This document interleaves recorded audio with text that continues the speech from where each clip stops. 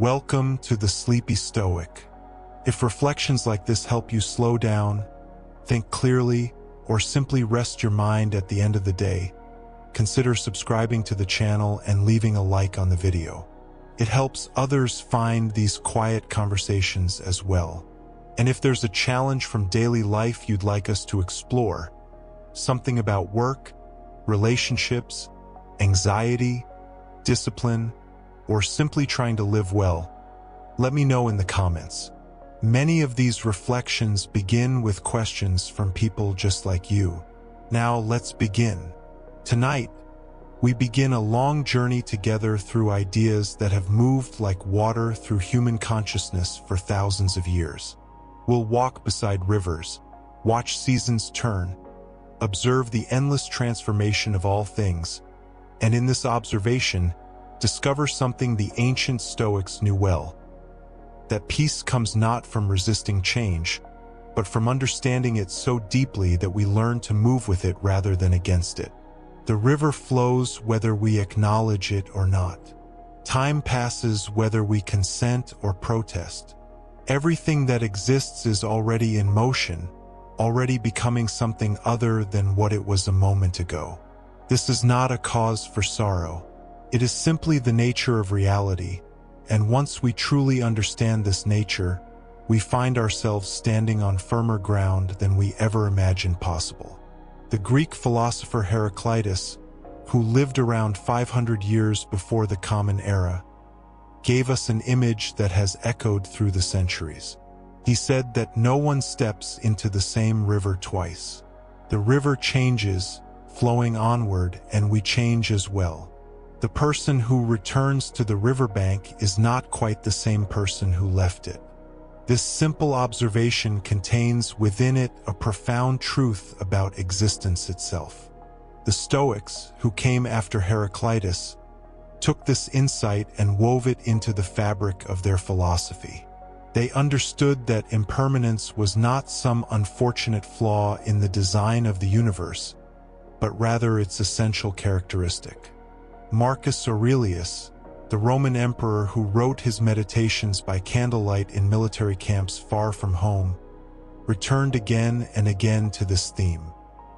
He observed the constant flux of all things and found in this observation not despair, but a strange and durable peace.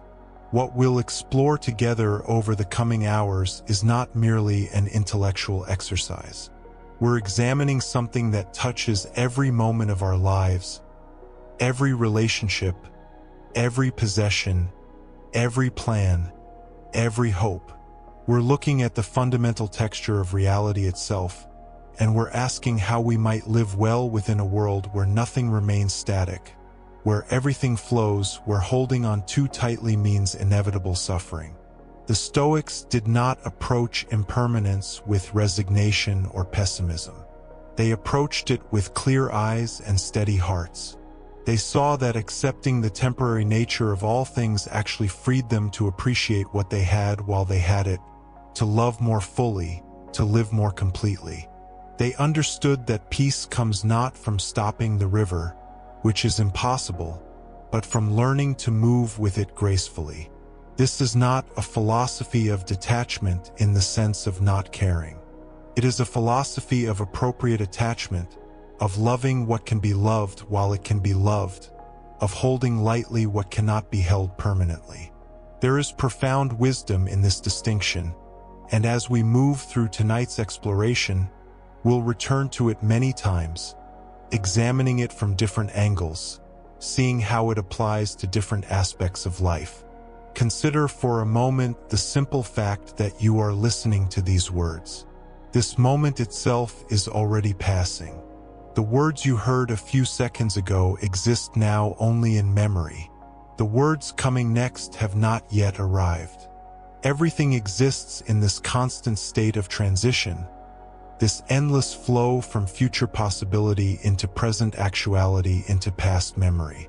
And yet here we are, conscious, aware, capable of reflecting on this very process.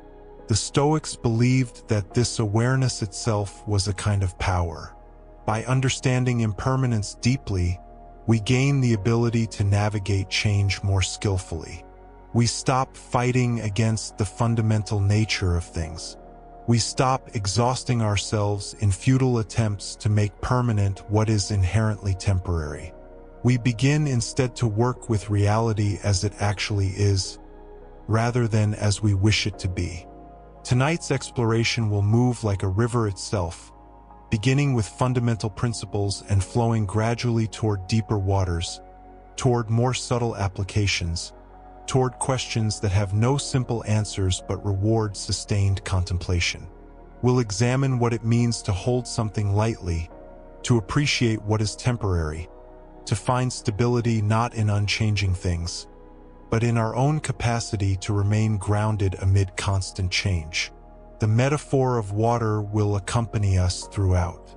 Water is perhaps the most perfect image for understanding change because it is always recognizably itself while never being the same twice. A river maintains its essential character even as every drop within it is different from moment to moment. Water teaches us how to be both constant and changing at once. The Stoics understood this paradox well. When we resist impermanence, we create suffering for ourselves. This is not a moral judgment but an observation about cause and effect, as reliable as any law of physics. If we insist that things remain as they are, we set ourselves against the fundamental nature of reality. We might as well stand in the river and demand that it stop flowing. The river will continue regardless, and we'll exhaust ourselves in pointless resistance. But when we understand impermanence, really understand it not just intellectually but in our bones, something shifts. We find that we can engage fully with life while maintaining an inner equilibrium that doesn't depend on external circumstances remaining fixed. This is the Stoic ideal, a mind that remains steady while everything around it changes, not through rigid resistance, but through deep flexibility, like a tree that bends in the wind rather than breaking. This might seem contradictory at first. How can we care deeply about things while simultaneously accepting their impermanence? How can we love what we know we'll lose? These are questions that troubled people in ancient Rome just as they trouble people today, and the Stoic answer is both simple and profound. We can love fully precisely because we understand impermanence.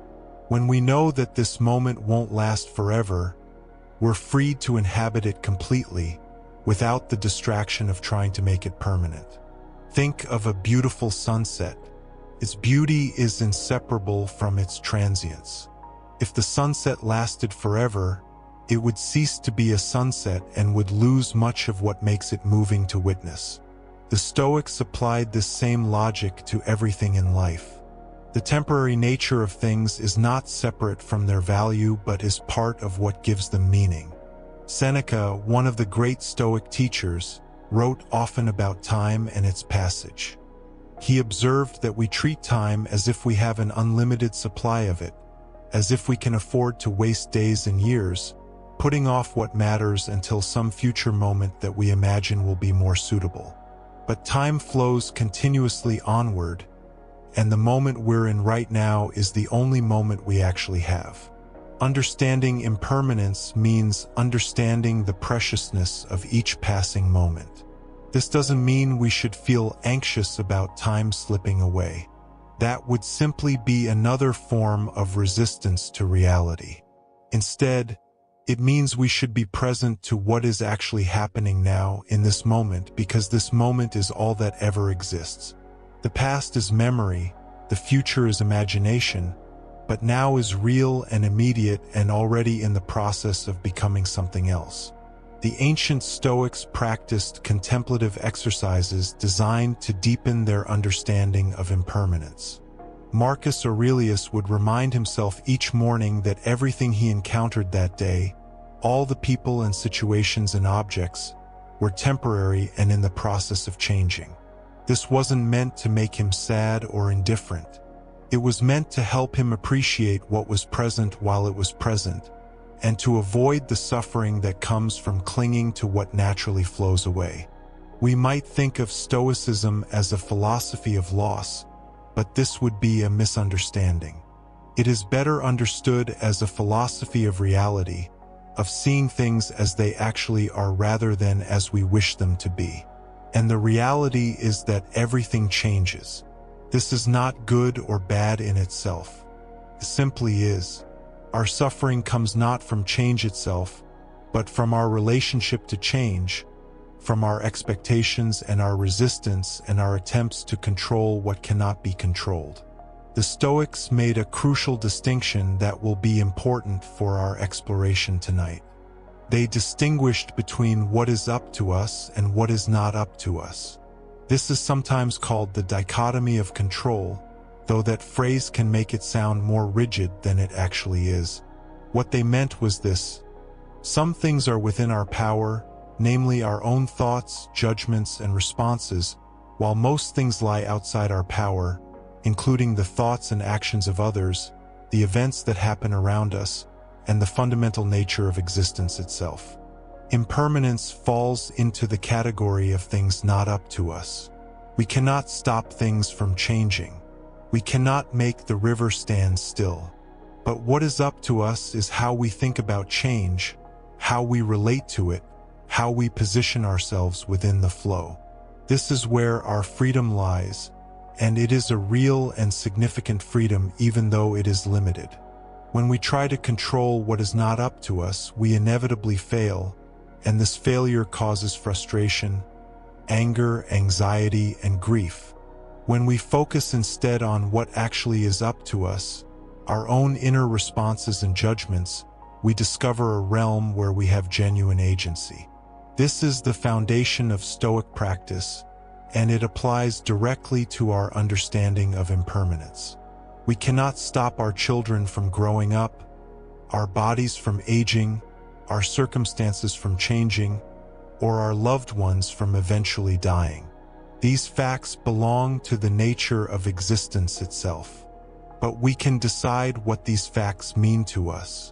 We can choose to see them as tragedies that make life meaningless, or we can choose to see them as the very context that gives life its poignancy and depth.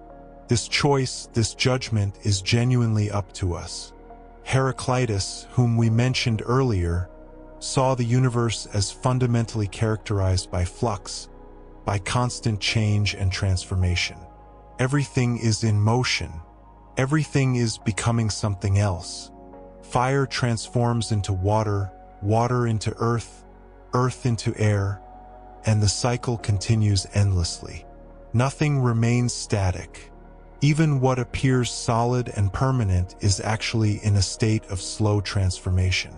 The early Stoics were deeply influenced by Heraclitus. They adopted his vision of a cosmos in constant motion and built upon it their understanding of how to live well in such a world. They didn't deny change or pretend it wasn't happening. They looked directly at impermanence and asked what wisdom could be drawn from it. One answer they found was this: if everything changes, then our security cannot come from external circumstances remaining fixed. Our peace of mind cannot depend on the world staying the way we want it to stay. True stability must come from within, from a mind that has learned to remain centered regardless of external flux. This is the Stoic inner citadel, a fortress not of stone but of understanding and judgment. Imagine a person who derives all their sense of security from external things: their possessions, their status, their relationships, their health, their circumstances. Such a person lives in a state of constant vulnerability because all of these things are subject to change. Any of them might be lost at any moment. This person's peace of mind is hostage to forces beyond their control. Now imagine a person who understands that all external things are temporary and has therefore built their stability on something different, on their own capacity to respond wisely to whatever happens, on their commitment to virtue regardless of circumstances, on their acceptance of reality as it actually is. This person still experiences loss and change, still feels grief and disappointment, but is not fundamentally destabilized by them. their center holds. This is not about becoming emotionless or indifferent. The Stoics were not trying to eliminate emotion, but to ensure that emotions were appropriate responses to reality rather than reactions based on false judgments. Grief at the death of a loved one is natural and appropriate. Panic that the universe itself has somehow failed because death occurred is based on a misunderstanding of reality. Death is part of life's nature. Impermanence is woven into existence itself. When we understand this deeply, we can grieve fully while also accepting what has happened. We can feel the pain of loss without adding to it the extra suffering of believing that loss should not occur, that somehow we deserved an exemption from the universal pattern of change. This distinction between pain and suffering is subtle but crucial. Pain is often unavoidable. Suffering, the story we tell about the pain, the resistance we add to it, is often within our control. The river metaphor serves us well here. If you slip and fall into a river, you'll likely feel cold and disoriented. That's the immediate pain, the direct consequence of what happened. But if you then exhaust yourself fighting against the current, trying to swim directly upstream, insisting that you shouldn't be in the water, that's the added suffering you create through resistance. The Stoic approach would be to accept that you're in the water, work with the current rather than against it, and swim at an angle toward the shore. Same situation, but far less suffering. We can apply this to any aspect of life. Circumstances change in ways we don't prefer. That's the initial pain, the direct impact. But then we add layers of suffering through our resistance, our insistence that things should be different, our refusal to accept what has already happened. The Stoics invite us to distinguish between these layers, to feel what is actually happening without adding unnecessary resistance to it. This requires practice and patience. We're not born knowing how to work with impermanence skillfully. Our instincts often push us toward clinging, toward trying to freeze time, toward resisting change. These instincts served certain purposes in our evolution, but they don't always serve our well-being in the present moment. We need to train ourselves gently and persistently to relate to change differently. The Stoics developed various practices for this training. Marcus Aurelius would contemplate the great cycles of history, how empires rise and fall, how generations come and go, how everything that once seemed permanent eventually passes away. This wasn't meant to depress him, but to provide perspective, to help him see his own concerns within the larger context of universal flux. Seneca practiced what he called premeditatio malorum, the premeditation of adversity.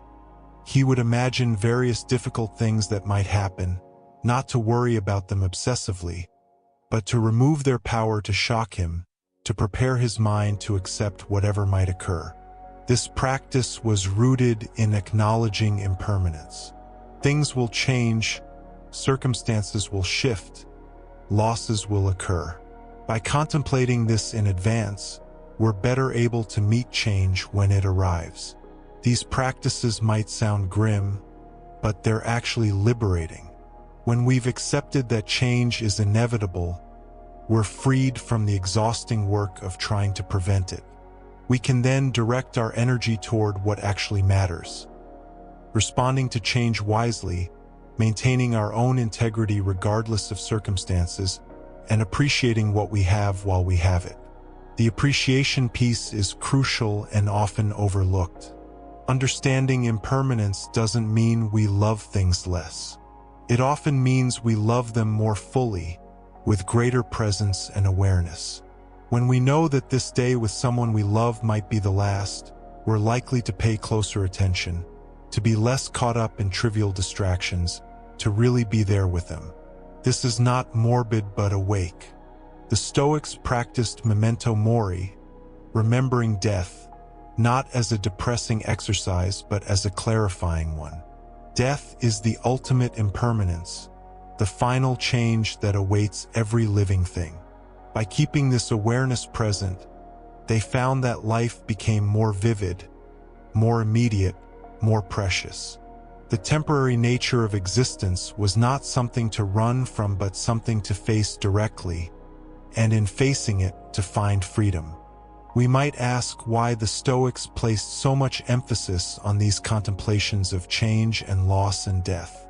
The answer is that they were pursuing eudaimonia, often translated as happiness or flourishing, but perhaps better understood as a life well lived, a life of virtue and wisdom and appropriate action. They believed that eudaimonia was not possible without understanding reality correctly, and reality is fundamentally characterized by impermanence. If we build our lives on the false assumption that things will remain as they are, we're building on sand. When change comes, as it inevitably will, our foundations crumble.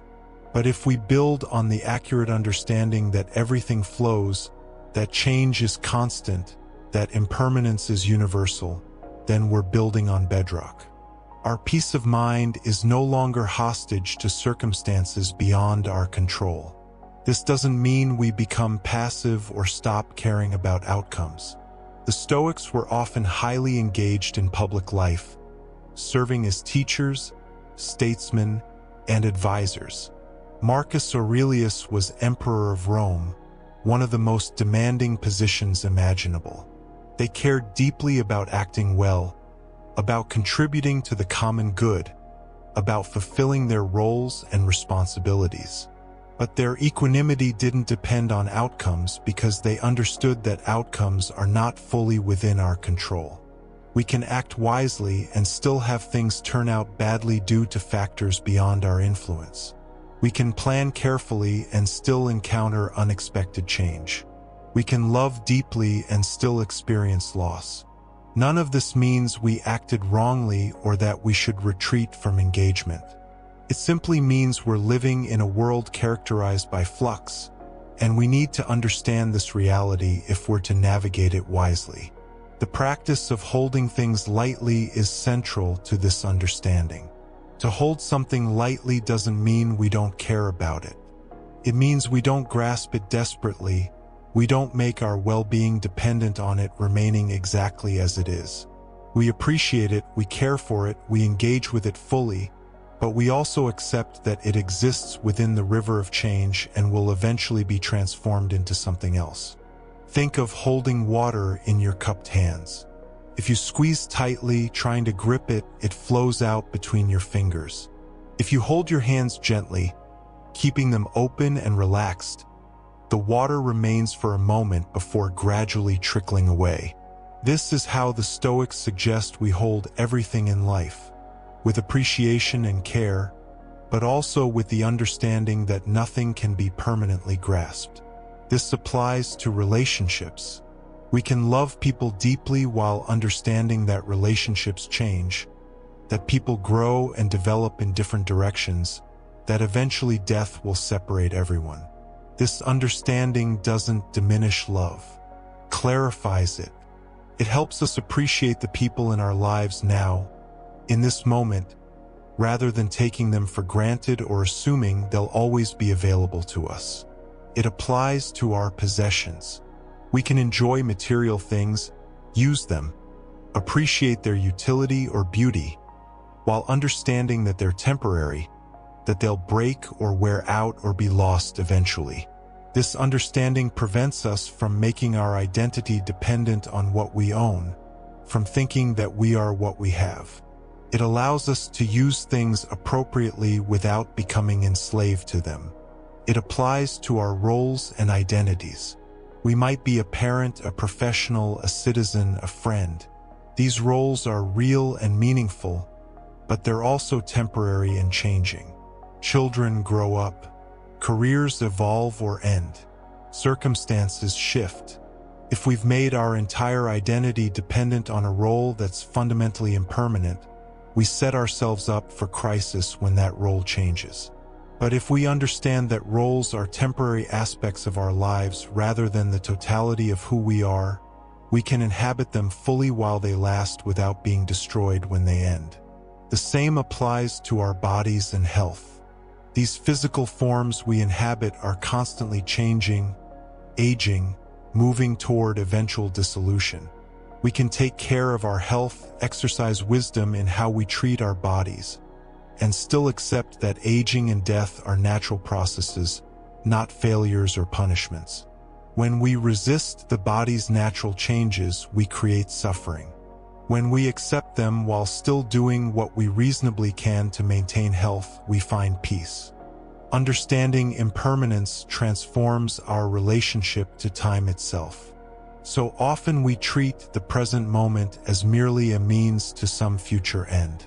We're always preparing, always working towards something else, always imagining that real life will begin when circumstances finally arrange themselves the way we want. But circumstances never stop changing. There's never a final arrangement that persists indefinitely. If we're always living for a future moment, we never actually live at all. The Stoics invite us to recognize that the present moment is not a waiting room for real life. It is real life, the only life we actually have. This moment, right now, with all its imperfections and temporariness, is what existence offers us. We can spend this moment wishing things were different, resisting what is, clinging to what's passing away, or we can inhabit this moment fully, engaging with it as it actually is. This is not about lowering our standards or abandoning our values or ceasing to work toward good ends. It's about understanding where life actually happens. Life happens now, in this moment, and then in the next moment, and then in the next. It never happens in some imagined future or remembered past. Those are thoughts occurring now. Everything is always now, and now is always changing. When we understand this, we can plan for the future without living in it. We can learn from the past without being imprisoned by it. We can pursue goals while finding meaning in the pursuit itself rather than postponing meaning until goals are achieved. We become more fully present to our actual lives as they're actually unfolding. The river flows whether we're paying attention or not, but our experience changes dramatically based on whether we're present to the flow or lost in thoughts about how the river should be different. The Stoics practiced attention, awareness, presence. They worked to cultivate the capacity to be where they actually were, doing what they were actually doing, experiencing what was actually happening, rather than being mentally elsewhere. This takes practice because our minds naturally wander, projecting into future or past, spinning stories, making judgments, comparing what is to what we wish were. There's nothing wrong with this. It's simply how minds operate. But we can train ourselves to notice when we've wandered and gently return to the present moment. This is a practice we can engage in throughout our lives, becoming gradually more skilled at presence, more able to meet each moment as it actually is. As we move deeper into tonight's exploration, we'll examine impermanence from many angles, considering how it applies to different aspects of life, exploring both the challenges it presents and the freedom it offers. We'll look at specific Stoic practices and teachings. We'll consider the wisdom of other philosophical traditions that reached similar conclusions about the nature of reality. We'll explore the emotional dimensions of accepting change and the practical implications for how we live. But the foundation is what we've established here: that everything flows, that nothing remains static, that impermanence is not a flaw in existence but its fundamental nature. The Stoics looked at this truth directly and found in it not cause for despair but grounds for a profound and durable peace.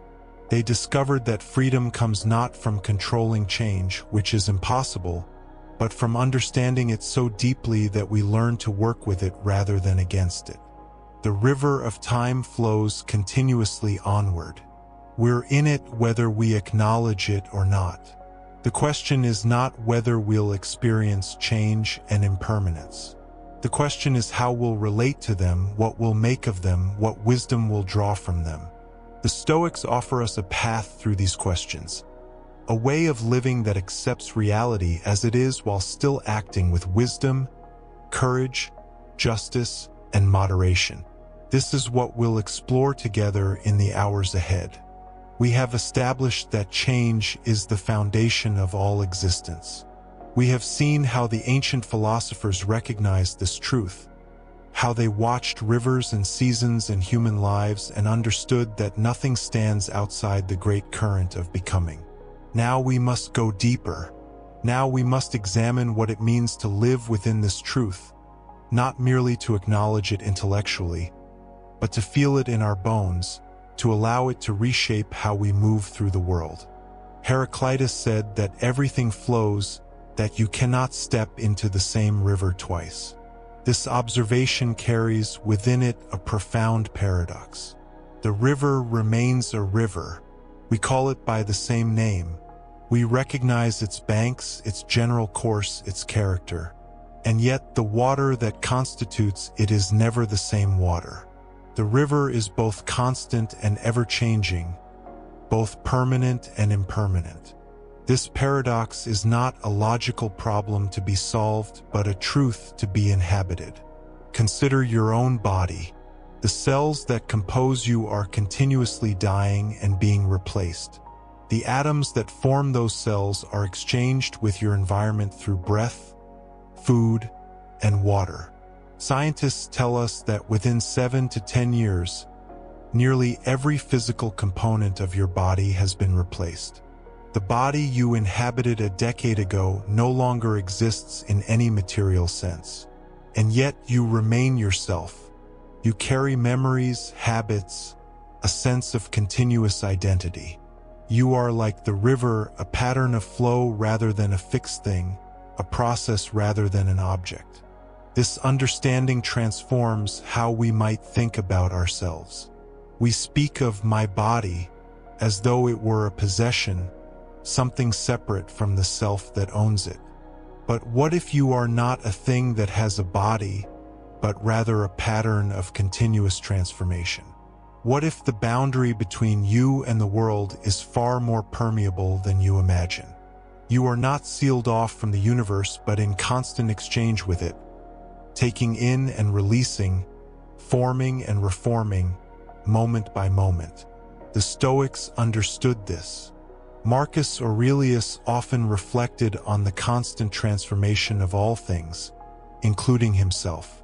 He saw his own body as borrowed matter, temporarily organized into the pattern called Marcus, destined to dissolve back into the elements from which it came. This was not a morbid preoccupation, but a liberating recognition. If you are a process rather than a fixed thing, then change is not something happening to you, but something you fundamentally are. This perspective alters the nature of suffering. Much of what we call suffering arises from resistance to change. We want the pleasant to remain, the unpleasant to depart, and ourselves to stay fundamentally the same while somehow also improving. These desires place us in conflict with the basic character of reality. It is like trying to dam the river and being distressed that the water keeps flowing.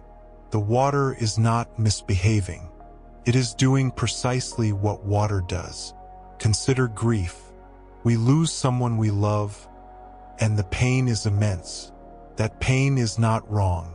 It is the natural response of a heart that has loved. But suffering is compounded when we tell ourselves stories about how this should not have happened, how the world is cruel for allowing it, how we should be able to keep what we love forever. The original pain of loss is joined by the secondary suffering of resistance. We are trying to dam the river, and the pressure builds unbearably. What changes when we recognize that loss is woven into the fabric of love? That to love anything temporary, and everything is temporary, is to accept eventual loss as part of the bargain? This does not make grief disappear. The heart still breaks.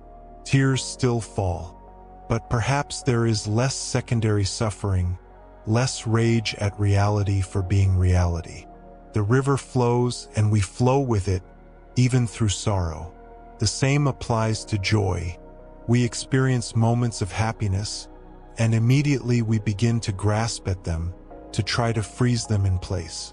We take photographs, we create rituals, we say, "Let's do this again," even before this time has ended. In our attempt to hold the moment, we step outside of it. We are no longer present to the joy, but are already mourning its future passing. Heraclitus invites us to a different relationship with both joy and sorrow. Everything flows. This moment, with all its particularity, will never come again. Can we be present to it fully, knowing that its very transience makes it precious? Can we taste the sweetness without immediately trying to hoard it? There is a particular skill that the acceptance of impermanence cultivates, and that is the skill of attention. When we truly understand that this moment is unrepeatable, that this configuration of reality will never occur again, attention becomes both more focused and more gentle. We begin to notice what is actually here rather than what we wish were here or fear might arrive. Think of watching a sunset. If you believe that sunsets are permanent, readily available whenever you want them, you might glance at one carelessly. But if you truly know that this particular sunset, with this exact quality of light, these specific clouds, this temperature and air and feeling, will never happen again in the history of the universe, attention sharpens. You see more. You notice the subtle gradations of color, the way the light catches the edge of a building, the particular way the birds move against the dimming sky. This is not a precious or sentimental attention. It is clear-eyed recognition. It sees what is here as it is, without the overlay of desire or fear. The Stoics called this cataleptic impression, seeing things as they actually are rather than through the distorting lens of our judgments. Impermanence teaches us this way of seeing. When we know that everything is passing, we have less reason to distort it with our preferences. It will pass whether we approve or not. Seneca wrote extensively about the shortness of life and the importance of attention to the present. He observed that most people do not truly live their lives. They merely exist in a kind of distracted half-presence, their minds occupied with regrets about the past or anxieties about the future. They are present nowhere, spread thinly across time, and so they experience neither the past, the future, nor the present with any real depth. The paradox is this: when we accept impermanence fully, time somehow expands. The person who grasps at time, who tries to hoard it and extract maximum efficiency from every moment, finds that time collapses into a narrow, anxious rush. But the person who accepts time's flowing nature, who gives attention fully to this moment without trying to extend it or make it something it is not, finds a strange spaciousness. The moment deepens. Presence becomes possible. This is not a technique for making time slow down, as though the point were to somehow game the system of impermanence. Rather, it is a recognition that the quality of a moment has little to do with its duration. You might spend an entire year in distracted anxiety and experience almost nothing. Or you might spend 10 minutes in full attention and touch something eternal. Not eternal in the sense of lasting forever, but eternal in the sense of being complete, whole, requiring nothing beyond itself. Consider the experience of being with someone you love, giving them your full attention, not performing attention while your mind wanders elsewhere, but genuinely being present. Time changes quality. You are not counting the minutes, not planning what comes next, not half somewhere else. The temporariness of the encounter does not diminish it, but rather intensifies it. You are here now with this person, and that is enough. This is what the Stoics meant when they spoke of living in accordance with nature. Nature is change, flow, transformation. To live in accordance with it is not to achieve some perfect state and then maintain it, but to move with the movement, to change with the changing, to die and be born continuously. Each moment asks something different of us. Each moment is a new river.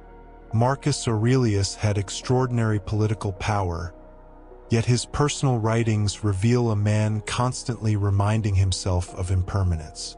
He had wealth, authority, influence, all the things that culture tells us make life secure. And yet he knew that none of it was secure. His power was temporary. His life was temporary. Even the Roman Empire, which must have seemed eternal from within, was temporary. This knowledge did not make him passive or despairing. It made him attentive to what actually mattered in each moment. What matters when everything is temporary? This is the central question. If all external things flow away, if nothing can be held permanently, where do we locate value? The Stoics answered, in virtue, in the quality of our character, in how we show up for life regardless of circumstances. These are not things the river can carry away because they are not external possessions but the very current of our choosing. Let us explore this distinction more carefully. The Stoics divided things into two fundamental categories: those within our control and those outside it. This division is the bedrock of Stoic practice, and it is intimately connected to impermanence. Everything that is outside our control is subject to change, to loss, to transformation without our consent. Everything within our control exists in a different relationship to time and change. Your reputation is outside your control. It depends on what others think and say, and others' minds are their own. Your reputation will rise and fall like water. You may be praised today and criticized tomorrow for the same action. The only thing within your control is whether you act in a way you believe to be right. Your integrity is yours. Your virtue is yours. These live in a different realm than reputation. Your health is largely outside your control. You can make choices that support health, but illness may come regardless. The body ages, declines, eventually ceases. This is the nature of all living things.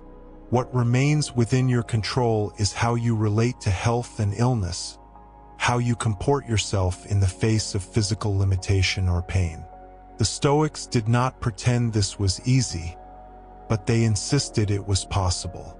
Your wealth is outside your control. Markets shift, investments fail, currencies collapse. Natural disasters or political upheaval can erase a fortune overnight. The only thing within your control is how you use whatever resources you have in this moment and how you respond to having more or less. Epictetus, who began life as a slave and owned virtually nothing, taught that true wealth is internal, the wealth of a well-ordered mind. Your relationships are partly within and partly outside your control.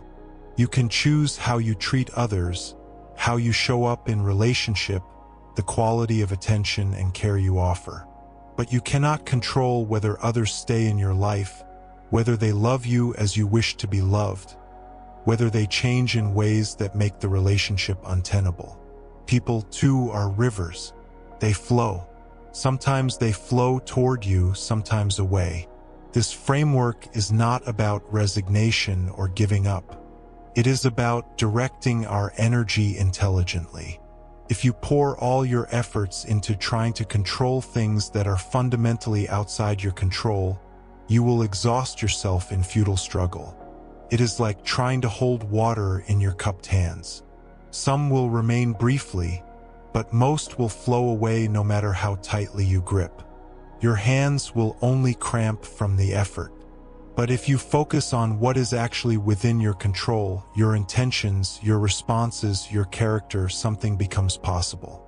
Not control over outcomes, but something perhaps more valuable: integrity in process. You become like a skilled navigator on the river rather than someone trying to stop the current. You cannot control the river, but you can respond to it skillfully. This is what Epictetus meant when he said that we should want what happens to happen as it happens. This teaching is easily misunderstood. It does not mean passive acceptance of injustice or harm. It does not mean we should not work toward better outcomes. It means that our peace should not depend on outcomes being other than they are. We can work for justice while accepting that justice may not come. We can care for our health while accepting that illness may arrive. We can love deeply while accepting that loss is inevitable. This acceptance is not cold detachment. It is warm engagement with reality as it is rather than with reality as we demand it be. It is the difference between fighting the river and swimming in it. When you fight the current, you exhaust yourself and are carried along anyway. When you accept the current and work with it, you move with greater ease and effectiveness. You might even enjoy the swimming. Consider a tree growing beside a river. When floods come, the tree that is rigid breaks. The tree that bends survives. The tree does not want the flood, but wanting or not wanting is irrelevant to the flood's coming. The tree's wisdom is in its flexibility, its capacity to yield without breaking, to bend without being uprooted. After the flood, it straightens again, still growing, still alive. We are not trees, but the principle holds. Rigidity in the face of impermanence creates suffering. We insist that things should be a certain way. We demand that what we love remain forever, that circumstances not change, that we get to keep what we have. This rigidity does not stop change. It only makes change more painful when it inevitably comes.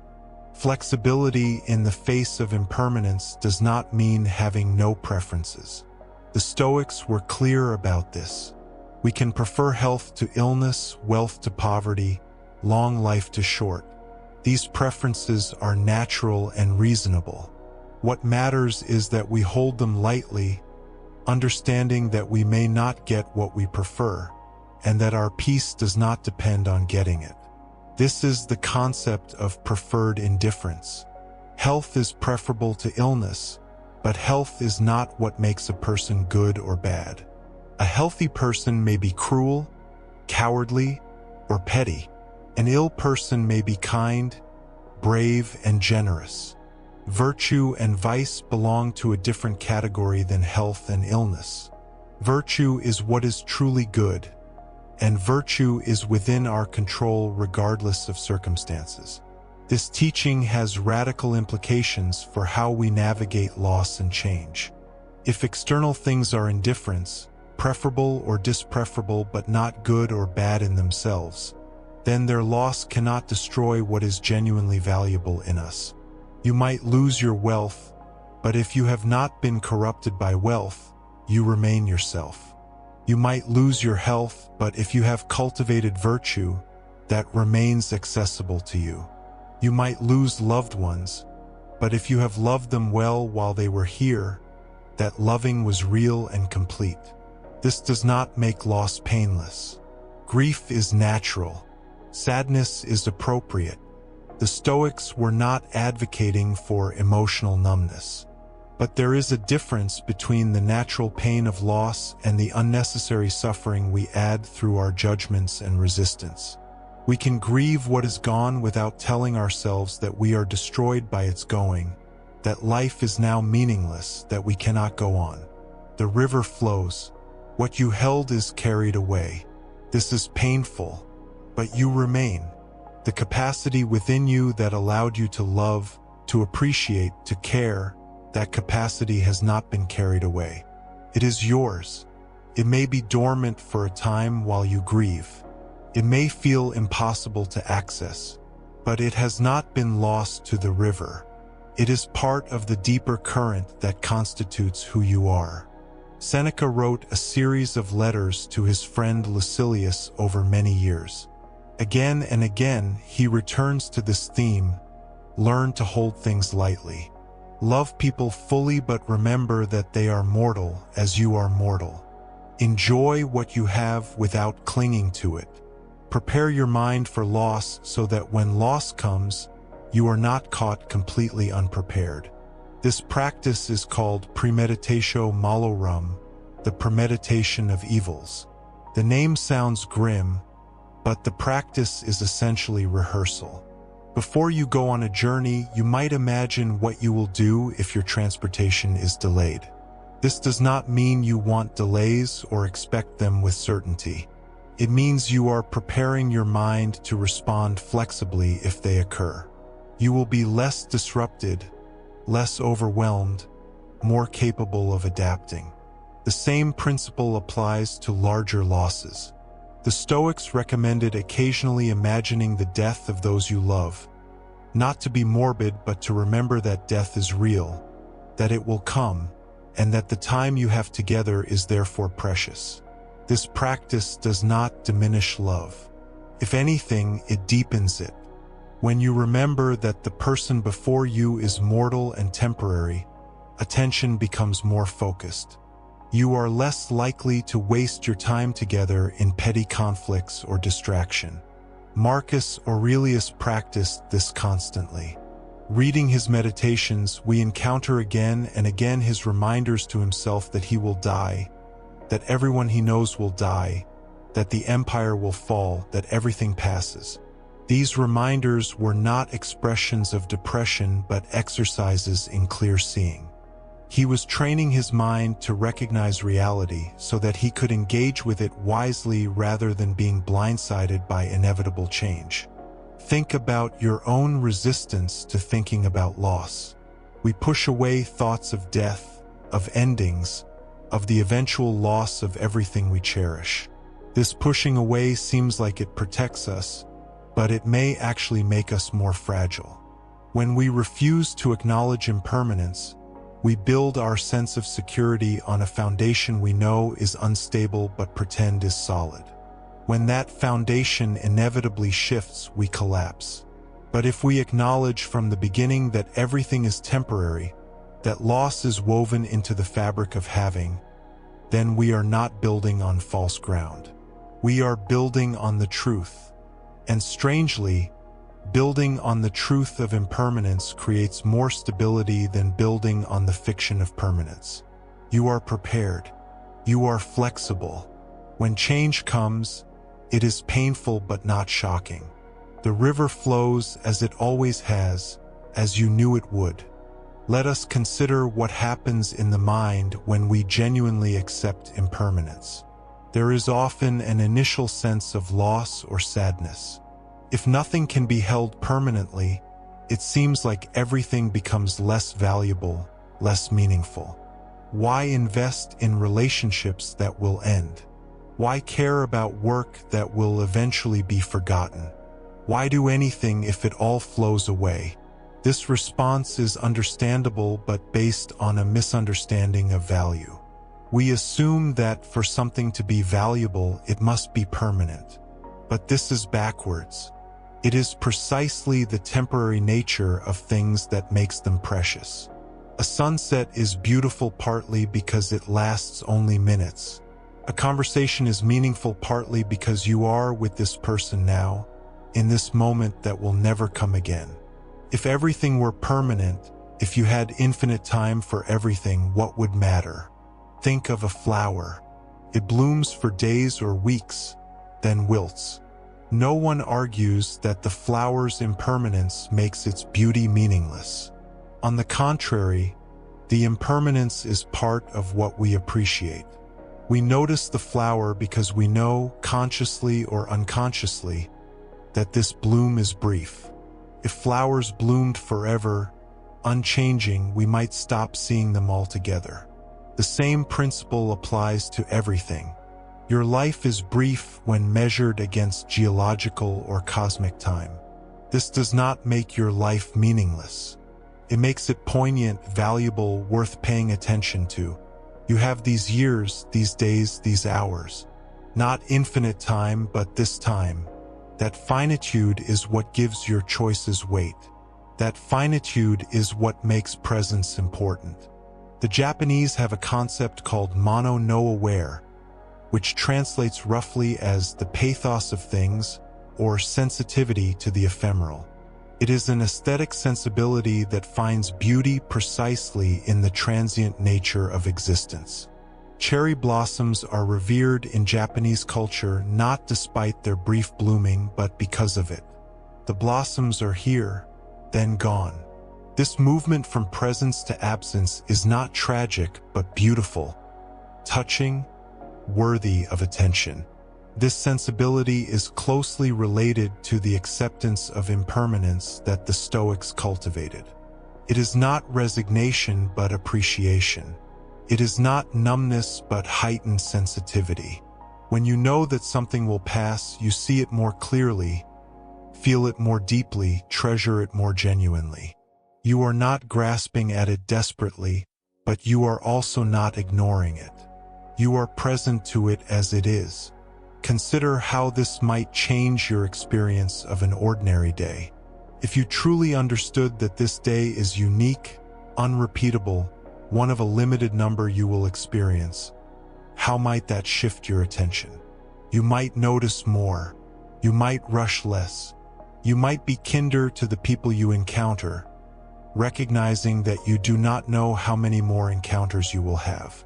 You might taste your food, feel the air, look at the sky. This is not about forcing yourself to be grateful for everything or pretending that difficult things are wonderful. Some days are hard. Some experiences are painful. But even painful experiences are part of the river, part of the flow of a human life. They too will pass. The pain you feel now will not feel exactly this way tomorrow. It will shift, transform, possibly ease. Nothing holds its shape forever, not even suffering. This recognition can be deeply consoling during difficult times. When you are in pain, it can feel like the pain will last forever, that you will always feel this way. But impermanence applies to inner states as well as outer circumstances. Emotions are like weather. They arise, intensify, fade, give way to other emotions.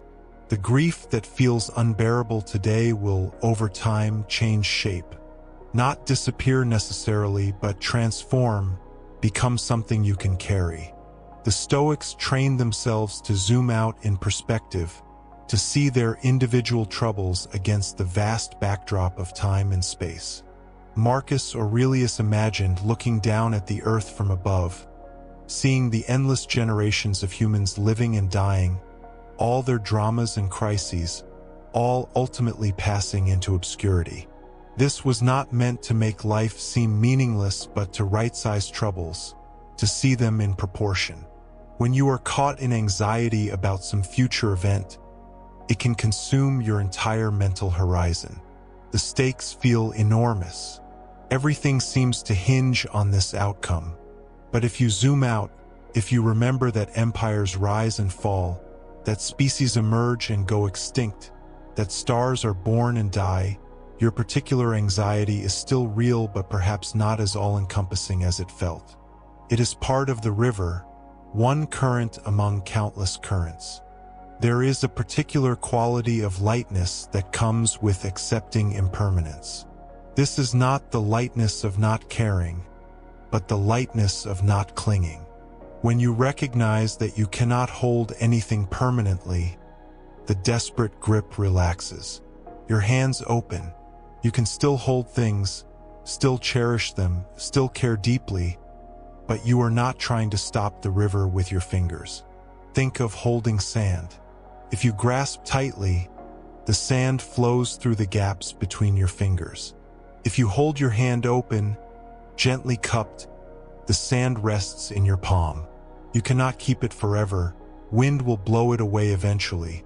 But for now, it is here, and your gentle holding allows you to experience it fully rather than watching it slip away as you squeeze.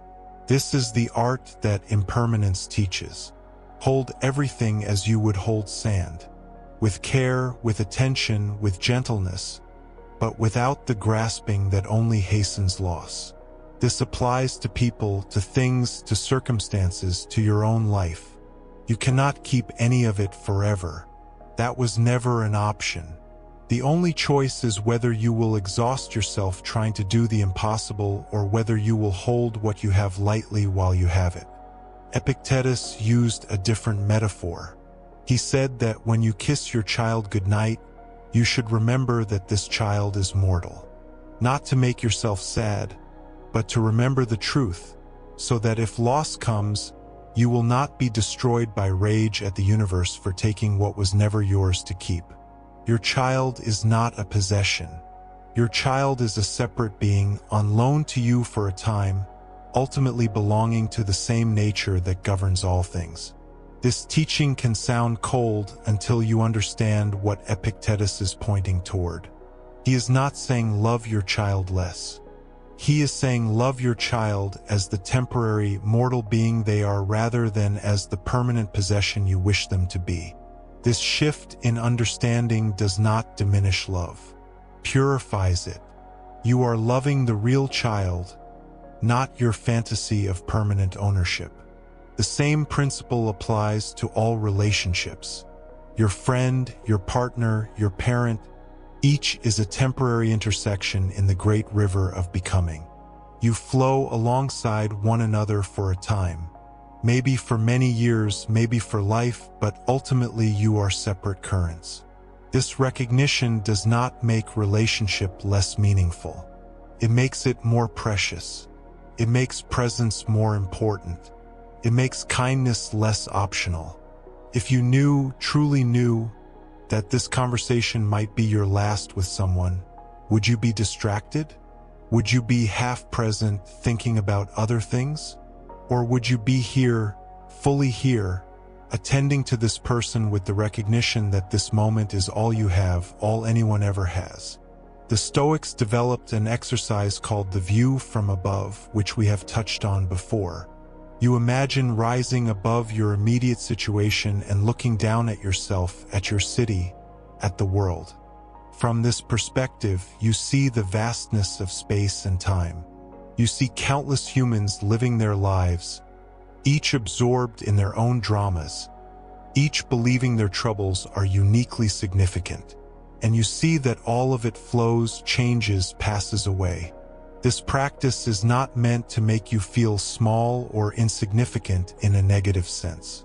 Rather, it is meant to liberate you from the tyranny of taking every fluctuation desperately seriously. Your troubles are real, but they are also temporary. Your joys are real, but they are also temporary. Everything is real and everything passes. You can hold it all more lightly when you see it in this wider context. Consider the natural cycles that surround you. Seasons change. The moon waxes and wanes. The tide comes in and goes out. Plants grow, bloom, seed, die back, and grow again. These cycles have continued for millions of years before you and will continue for millions after. You are embedded in these cycles, subject to the same laws of transformation and change. There is something deeply settling about recognizing your participation in these larger patterns.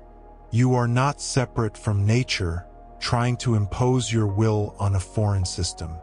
You are nature, a particular expression of the same force that moves water and spins planets. The changes you undergo are not aberrations but examples of the universal principle of transformation. When leaves fall in autumn, they do not resist. They do not cling to branches, demanding that summer last forever. They fall, and in falling, they create the conditions for new growth. They decay, becoming soil, becoming nutrients, becoming part of the system that will produce next spring's leaves. Nothing is truly lost, only transformed. You are like the leaves. The forms you take are temporary, but nothing is wasted. Your body will return to the elements. Your actions ripple outward, affecting others in ways you cannot fully trace. The atoms that compose you will become part of other things, plants, animals, earth, air. You are a temporary pattern in the endless process of cosmic recycling. This understanding returns us to the river. Heraclitus saw that the river is the perfect metaphor for reality because it is simultaneously constant and changing. The river has continuity. It remains a recognizable phenomenon. It has a nature and character, and yet it is never the same river.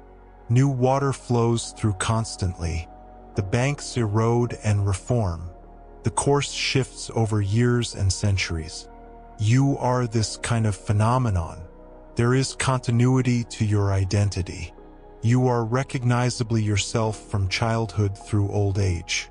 There is something persistent, a pattern that maintains itself across decades. And yet you are never the same person you were yesterday. Your cells are different. Your thoughts are different. Your feelings shift and change. The you that exists in this moment is not identical to the you of 10 years ago or the you of tomorrow. This paradox of persistence and change is not a problem to solve, but the very structure of existence. Everything that exists as process rather than as fixed substance. Even things that appear solid and permanent, mountains, stones, buildings, are actually in constant flux at the atomic level, changing imperceptibly but continuously. The Stoics grasped this. They were influenced by Heraclitus and by other pre-Socratic philosophers who understood that reality is dynamic rather than static. But the Stoics went further. They asked, if everything is flux, how then should we live? What remains stable enough to provide direction in a world of constant change? Their answer was virtue. Not virtue as a set of rigid rules, but virtue as the practice of responding well to whatever arises. Virtue is flexible, responsive, intelligent. It does not try to impose a fixed pattern on changing circumstances. Instead, it flows with circumstances while maintaining integrity. Like water, it adapts to the shape of whatever container it finds, but it remains water. Justice responds differently in different situations, but it remains justice. Courage looks different when facing battle than when facing illness, but it is the same quality of rising to meet what must be met. Wisdom adjusts to context but does not abandon truth. Temperance moderates different desires in different circumstances but maintains balance. These virtues are not external accomplishments that can be taken from you. They are qualities of character that you cultivate and maintain from within. The river can wash away your possessions, your reputation, your health, your life. It cannot wash away your capacity to respond with virtue unless you yourself abandon that capacity. This is the only real security available in an impermanent world. When Marcus Aurelius faced political intrigue, military threats, personal loss, and chronic illness, he kept returning to this foundation. The only thing that cannot be taken from you is your own integrity, your own capacity to choose how you meet what comes. This is the inner citadel, the fortress of the self that remains accessible regardless of external circumstances. But notice that even this inner citadel is not a fixed state. It is not something you achieve once and then possess forever. It must be maintained moment by moment, choice by choice.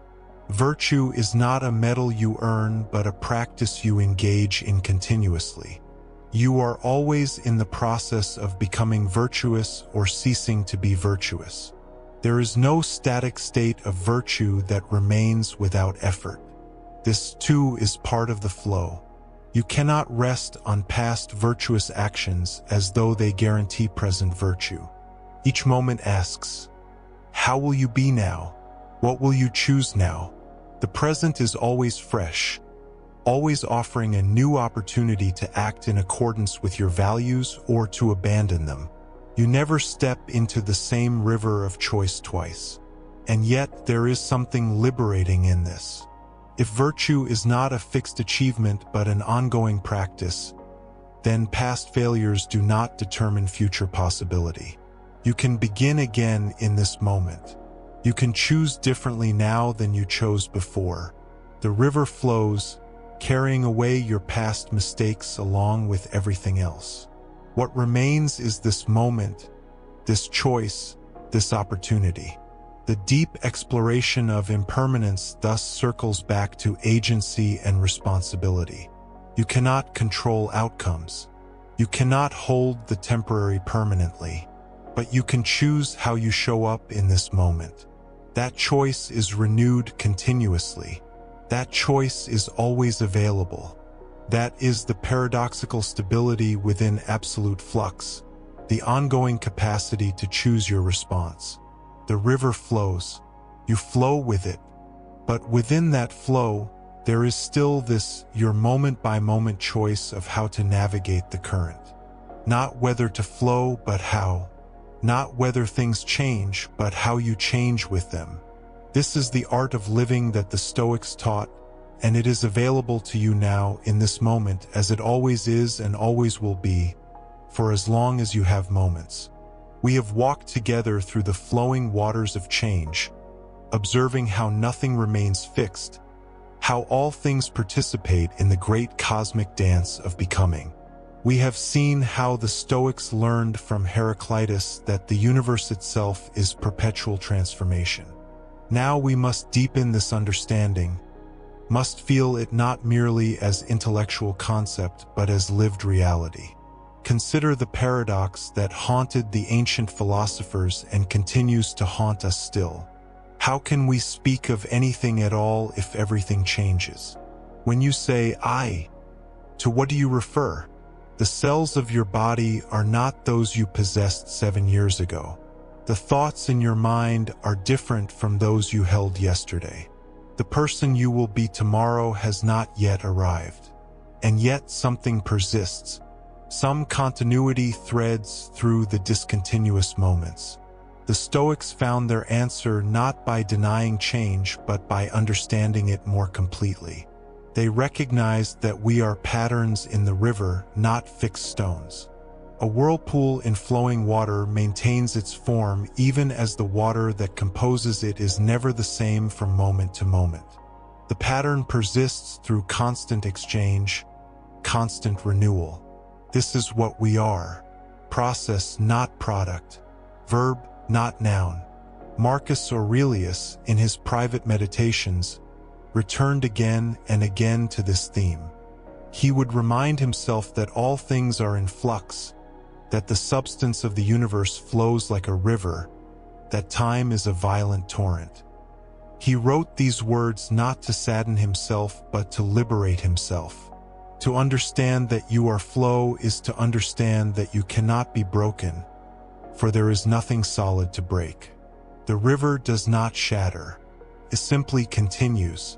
Think of the anxiety that grips us when we try to hold ourselves rigid against change. We speak of maintaining our identity, of staying true to ourselves, as if the self were something that could be betrayed by growth. But the seed that becomes the tree has not betrayed its nature. It has fulfilled it. Transformation is not destruction when we understand ourselves as fundamentally dynamic.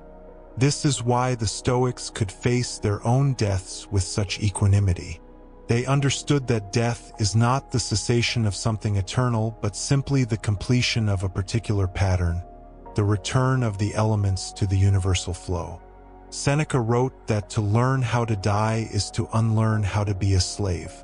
When we recognize that we were always temporary, always changing, always part of the larger flowing reality, then death loses its terrible power over us. But let us not speak only of death.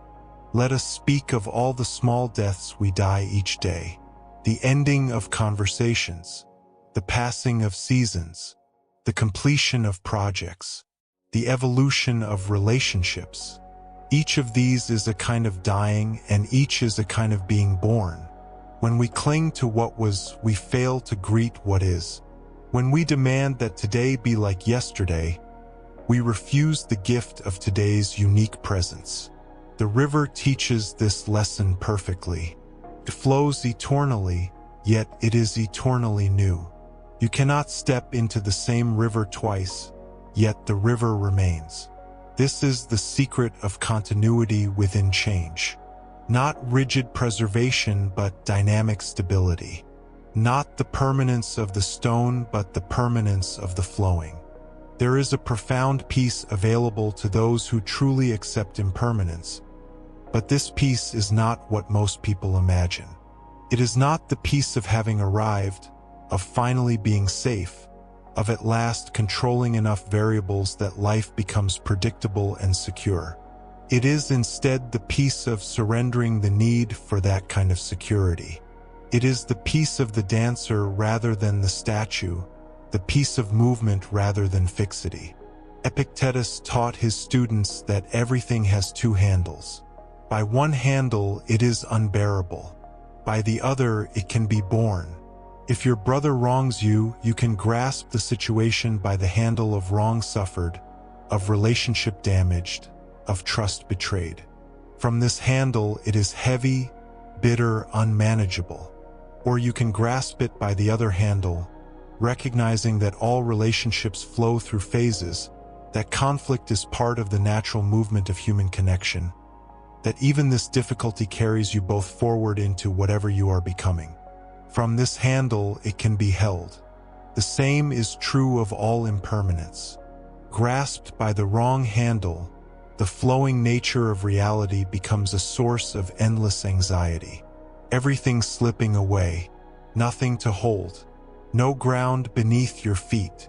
Grasped by the right handle, the same flowing nature becomes liberation. Nothing to lose because nothing was ever possessed. No ground needed because you were always in motion. The anxiety dissolves when you stop trying to stand still in the river. Consider how children play in water. They do not demand that the water stop flowing. They do not grieve each wave that passes. They move with it, splash in it, ride its motion. They understand intuitively what we forget as adults. That flow is not something to be stopped, but something to be joined. Somewhere in our maturation, we develop the illusion that we can step out of the river, that we can observe it from solid ground, that we can control it from the safety of the shore. But there is no shore. There never was. The Stoics understood this completely. Their philosophy was not about finding solid ground in a changing world. It was about learning to swim.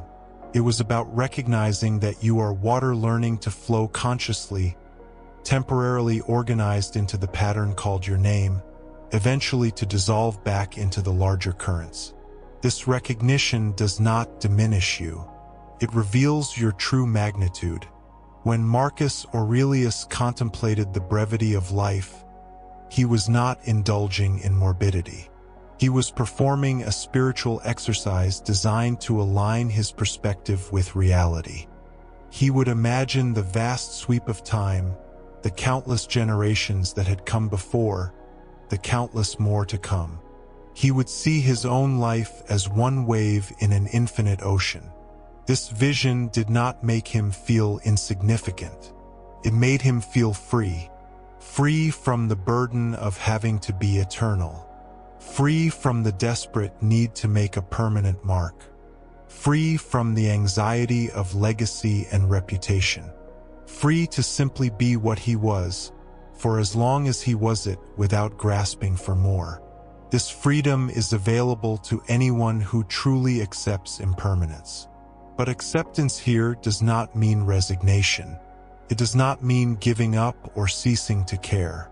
The Stoics were among the most engaged, most active people of their time.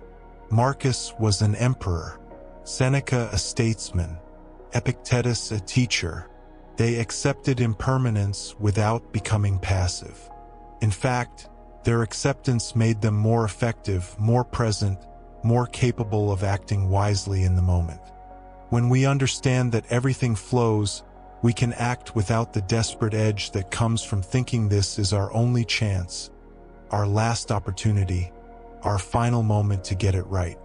We can do our best now with what we have, knowing that now itself is flowing into the next now, and the next, and whatever we do not accomplish today may yet be accomplished tomorrow, or may not need accomplishing at all.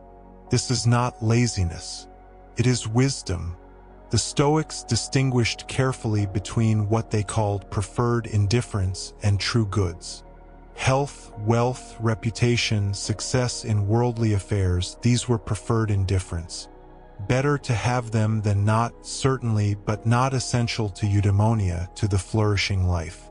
The only true good was virtue, which meant living in accordance with nature, which meant recognizing and accepting the flowing nature of all things, including yourself. This distinction becomes crucially important when we face loss. If you have built your sense of well-being on preferred indifference, then impermanence destroys you. Your health fails, your wealth diminishes, your reputation suffers, your projects collapse, and you collapse with them.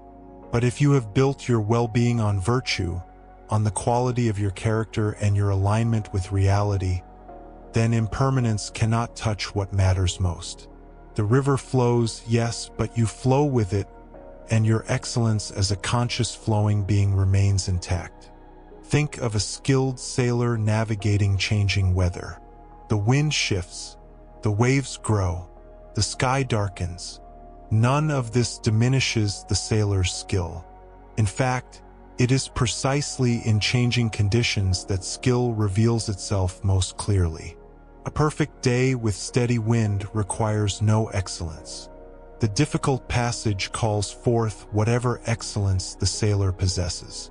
So too with life, the flowing, changing, uncertain nature of existence is not an obstacle to living well. It is the very condition that makes living well meaningful. Heraclitus said that character is fate. The Stoics understood this deeply. Not that your character determines what happens to you, much remains beyond your control, but that your character determines what you make of what happens. The flowing river brings what it brings. Your character is how you move through those waters. This is your fate in the only sense that matters. Not what befalls you, but who you are in the face of what befalls you. And who you are is itself flowing, itself changing, itself always becoming. This is perhaps the deepest teaching. You cannot betray your true nature by changing because change is your true nature. You cannot fail to be yourself because yourself is not a fixed thing to be or fail to be. You are the process of becoming, moment by moment, decision by decision, always shaping and being shaped by the flow. This understanding transforms how we relate to our past selves.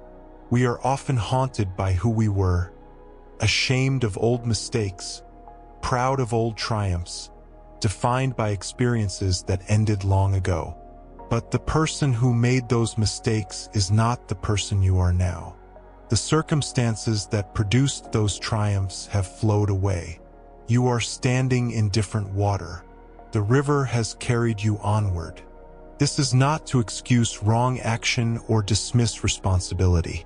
The Stoics were rigorous about ethical accountability, but they understood that guilt and shame about the past become useful only when they inform present action.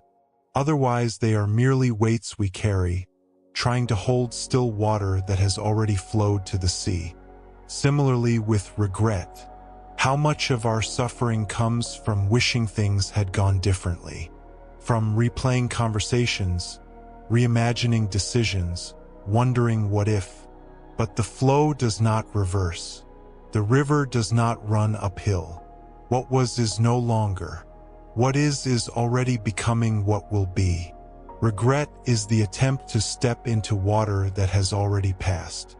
The Stoics practiced an exercise they called the view from above. They would imagine themselves rising up, seeing their city, their country, the whole earth, the cosmos. From this perspective, individual events shrink to their proper proportion. Your embarrassment at the dinner party, seen from above, is nothing. Your professional failure from cosmic heights vanishes. This exercise was not meant to make you feel insignificant, but to help you see your concerns in the context of the vast flowing whole.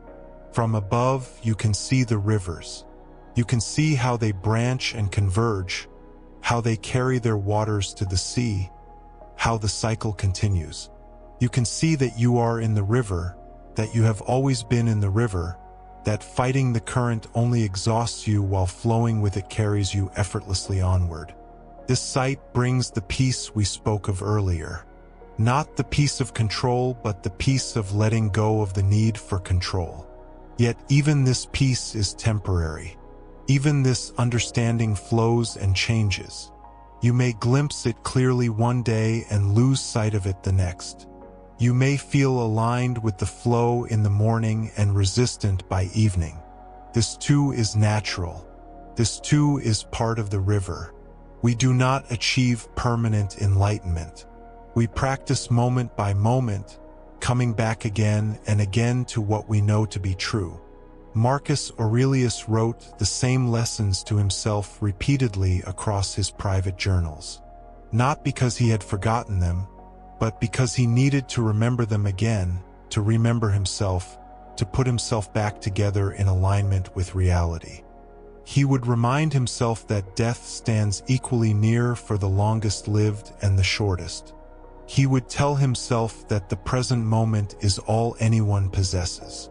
He would note that all things are the same, familiar in experience and brief in duration. These were not new insights recorded once and for all.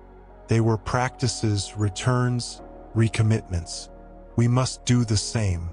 Understanding impermanence intellectually is the beginning, not the end.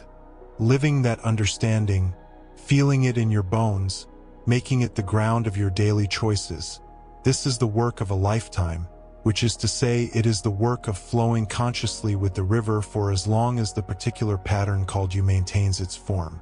Consider breathing. You cannot hold your breath indefinitely. You must let the air flow in and out, constantly exchanging what is inside for what is outside, constantly participating in the larger atmosphere. If you try to hold it, you suffer. If you release into the rhythm, you live. Impermanence is the breathing of the cosmos. We are movements in that great breath. To resist is to suffocate. To accept is to be alive. And alive means changing, growing older, learning new things, forgetting old things, meeting people, losing people, beginning projects, ending projects, feeling strong, feeling weak, succeeding, failing. This is what it means to be a living process rather than a dead object. The statue never suffers the indignity of chipping and weathering, but neither does it know the glory of growth, of response, of participation in the flowing world. The Stoics often spoke of nature as a guide for living. Live according to nature, they said, but they did not mean only external nature, the trees and rivers and seasons, though these were certainly included. They meant primarily the nature of a rational social being, which is what we are. They meant acting in accordance with reason and community, which are our distinctive features. And they meant accepting the nature of all things, which is impermanence and flow.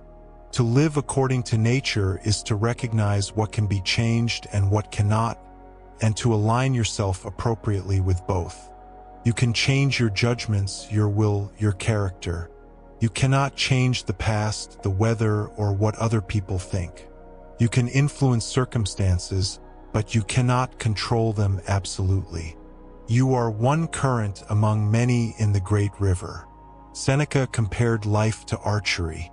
The archer controls the preparation, the aim, the release. But once the arrow leaves the bow, wind and distance take over.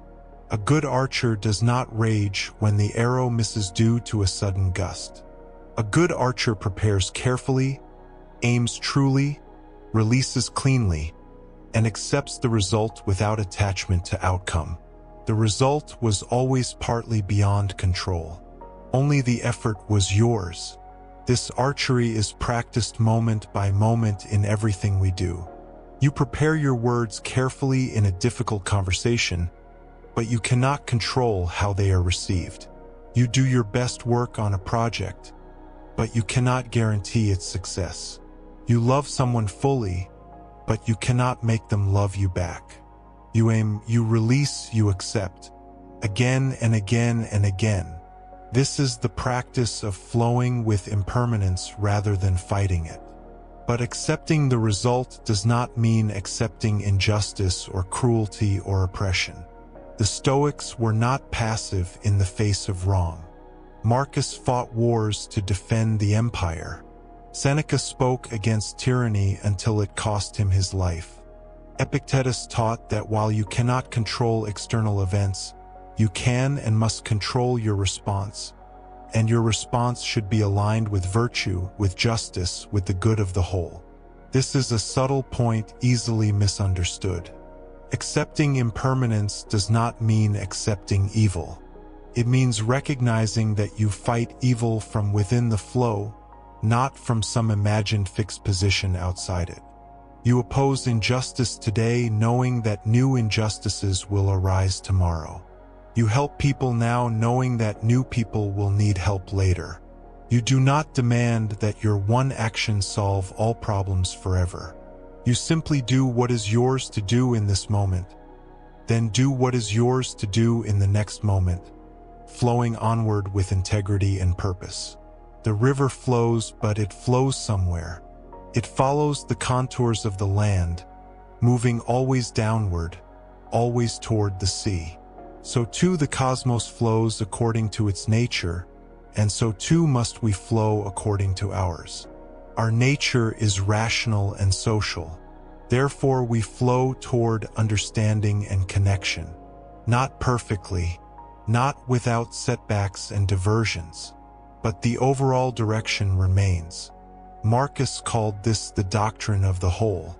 Everything that happens is part of the pattern of the whole.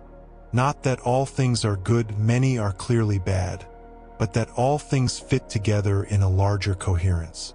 The river takes many forms. Here it runs clear and swift.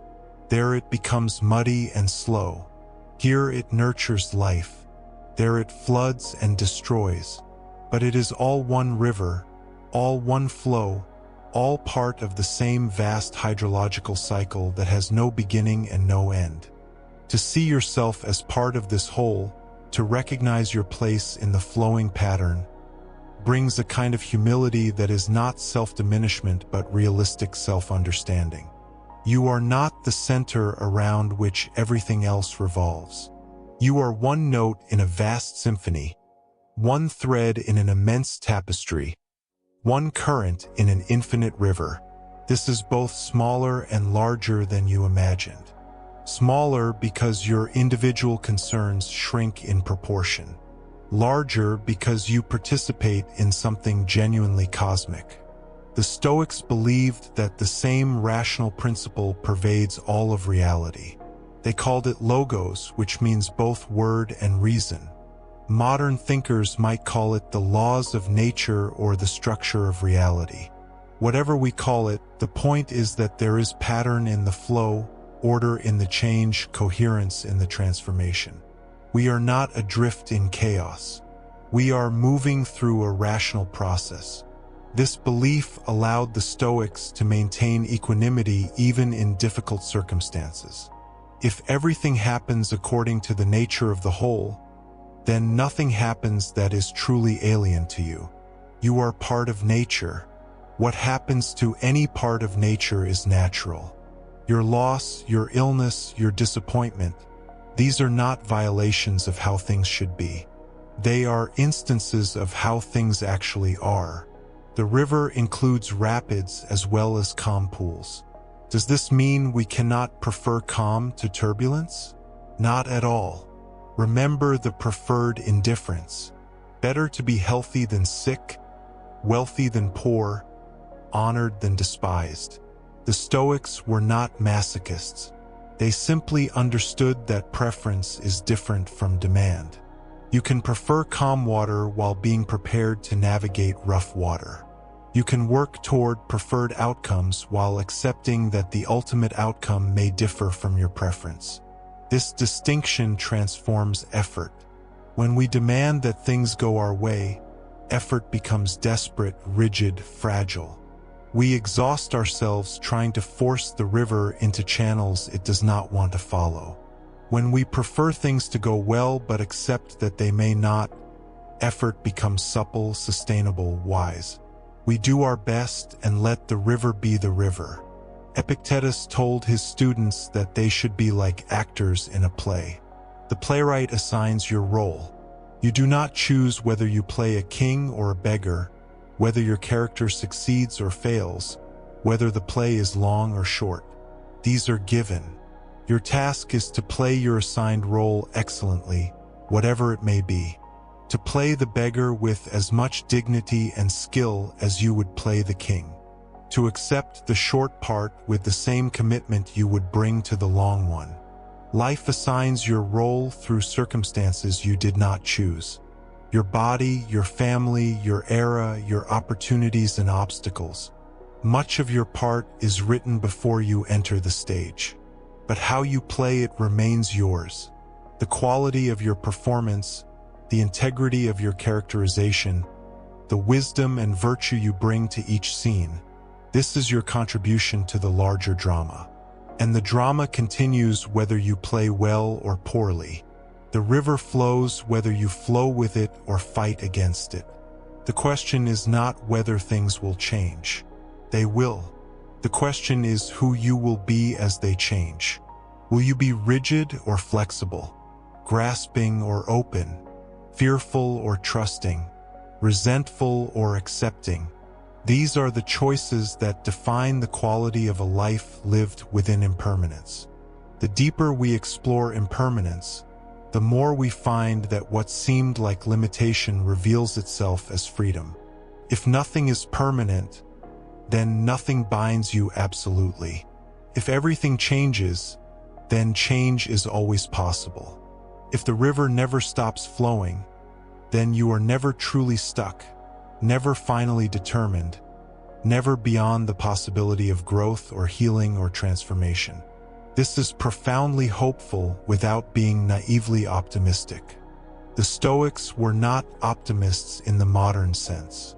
They did not believe things would necessarily turn out well. They believed that whatever turned out could be faced with wisdom and courage. The difference is crucial. Optimism depends on favorable circumstances.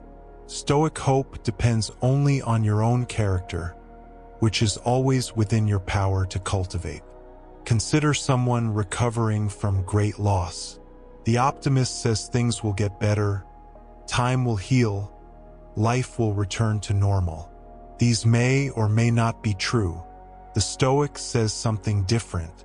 The Stoic says that you are flowing through an experience of loss, that this experience is part of the river of your life, that you can navigate these waters with dignity, that the person you become through this passage may have depths the person you were before could never have reached. This is not comfort exactly, but it is truth, and truth has its own kind of comfort.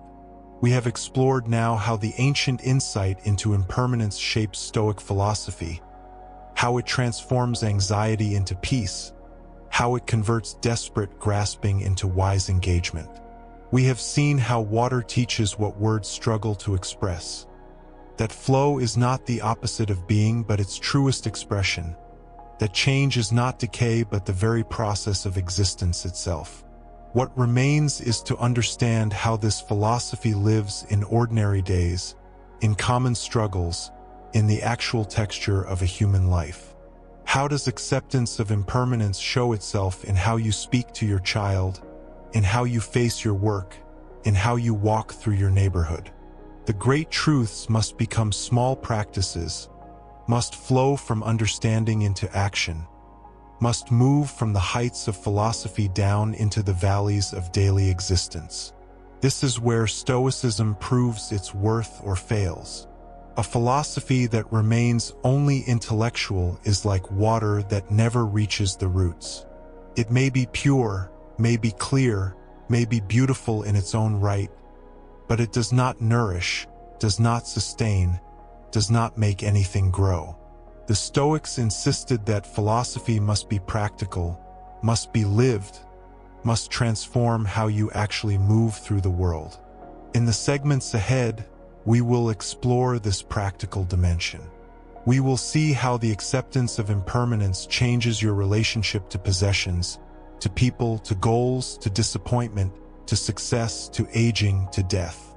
We will watch the great river of change flow through specific lives and specific situations. We will learn not just what to think about impermanence, but how to live it, breathe it, embody it in gesture and choice and habit. But for now, let these deeper explorations settle. Let the ideas we have traced find their level in your understanding. The river does not rush constantly. Sometimes it pauses in quiet pools where the current slows, where clarity returns, where what has been stirred up can settle into transparency once more. This is such a pause. Rest here briefly. Let the flow continue, but let it continue gently, carrying you onward toward the practical wisdom that awaits. We have traveled together through waters both deep and wide. We have contemplated the fundamental nature of change, the ceaseless flowing of the river that carries all things. We have explored how the ancient Stoics understood this perpetual flux, how Heraclitus's vision of universal transformation shaped their approach to living. We have examined the nature of time itself, the way each moment dissolves even as it arises, and how clinging to what cannot be held brings suffering while acceptance brings peace. Now we turn toward the practical shore. Philosophy, if it remains only in contemplation, is like water that never reaches the roots of living plants. The Stoics understood this deeply. Marcus Aurelius did not write his meditations merely to admire ideas, but to remind himself how to live. Seneca sent his letters to Lucilius not as academic exercises, but as guidance for the actual conduct of life. Epictetus taught his students not simply to think differently, but to act differently, to meet the world with a transformed understanding. The question before us now is this: how do we bring the wisdom of impermanence into our daily experience? How does the recognition that all things flow change the way we wake in the morning, speak to those we love, respond to loss, face uncertainty, engage with our work, and move through the thousand small moments that comprise a human life? This is not about imposing rigid rules or creating new anxieties. The point is never to become hypervigilant about change, watching every moment slip away with desperate awareness. Rather, it is about cultivating a certain quality of presence, a lightness of touch, a flexibility of spirit that allows us to move with the current rather than exhaust ourselves fighting against it. Consider your morning routine. Perhaps you wake to an alarm, prepare coffee or tea, check messages, begin the day's obligations. These actions can feel mechanical, repetitive, even tedious. But what happens when you bring to them the awareness of impermanence? Not in a morbid way, but with gentle recognition that this particular morning will never come again. This cup of coffee with this precise temperature, this quality of light through the window, your body exactly as it is in this moment, all of it unrepeatable. The Stoics spoke of seeing each day as if it were both the first and the last. This is not meant to create pressure or urgency, but rather to restore a quality of attention. When we recognize that nothing returns exactly as it was, ordinary moments reveal themselves as extraordinary. Not because they contain dramatic events, but because they exist at all, because they are happening now, in this fleeting present that will never be present again. Think about the people you encounter regularly. A partner, a child, a colleague, a friend. We can fall into the habit of relating to them as fixed entities, as if they are stable objects that will always be exactly as they are now. But they are rivers too. They are changing constantly, even when the changes are too subtle to notice day by day. The person you spoke with yesterday is not quite the same person you speak with today. They have moved through experiences, thoughts, feelings. They have aged, however imperceptibly. Cells have died and been replaced. Perspectives have shifted. When we recognize this, our relationships take on different quality. We cannot afford to assume we already know everything about someone.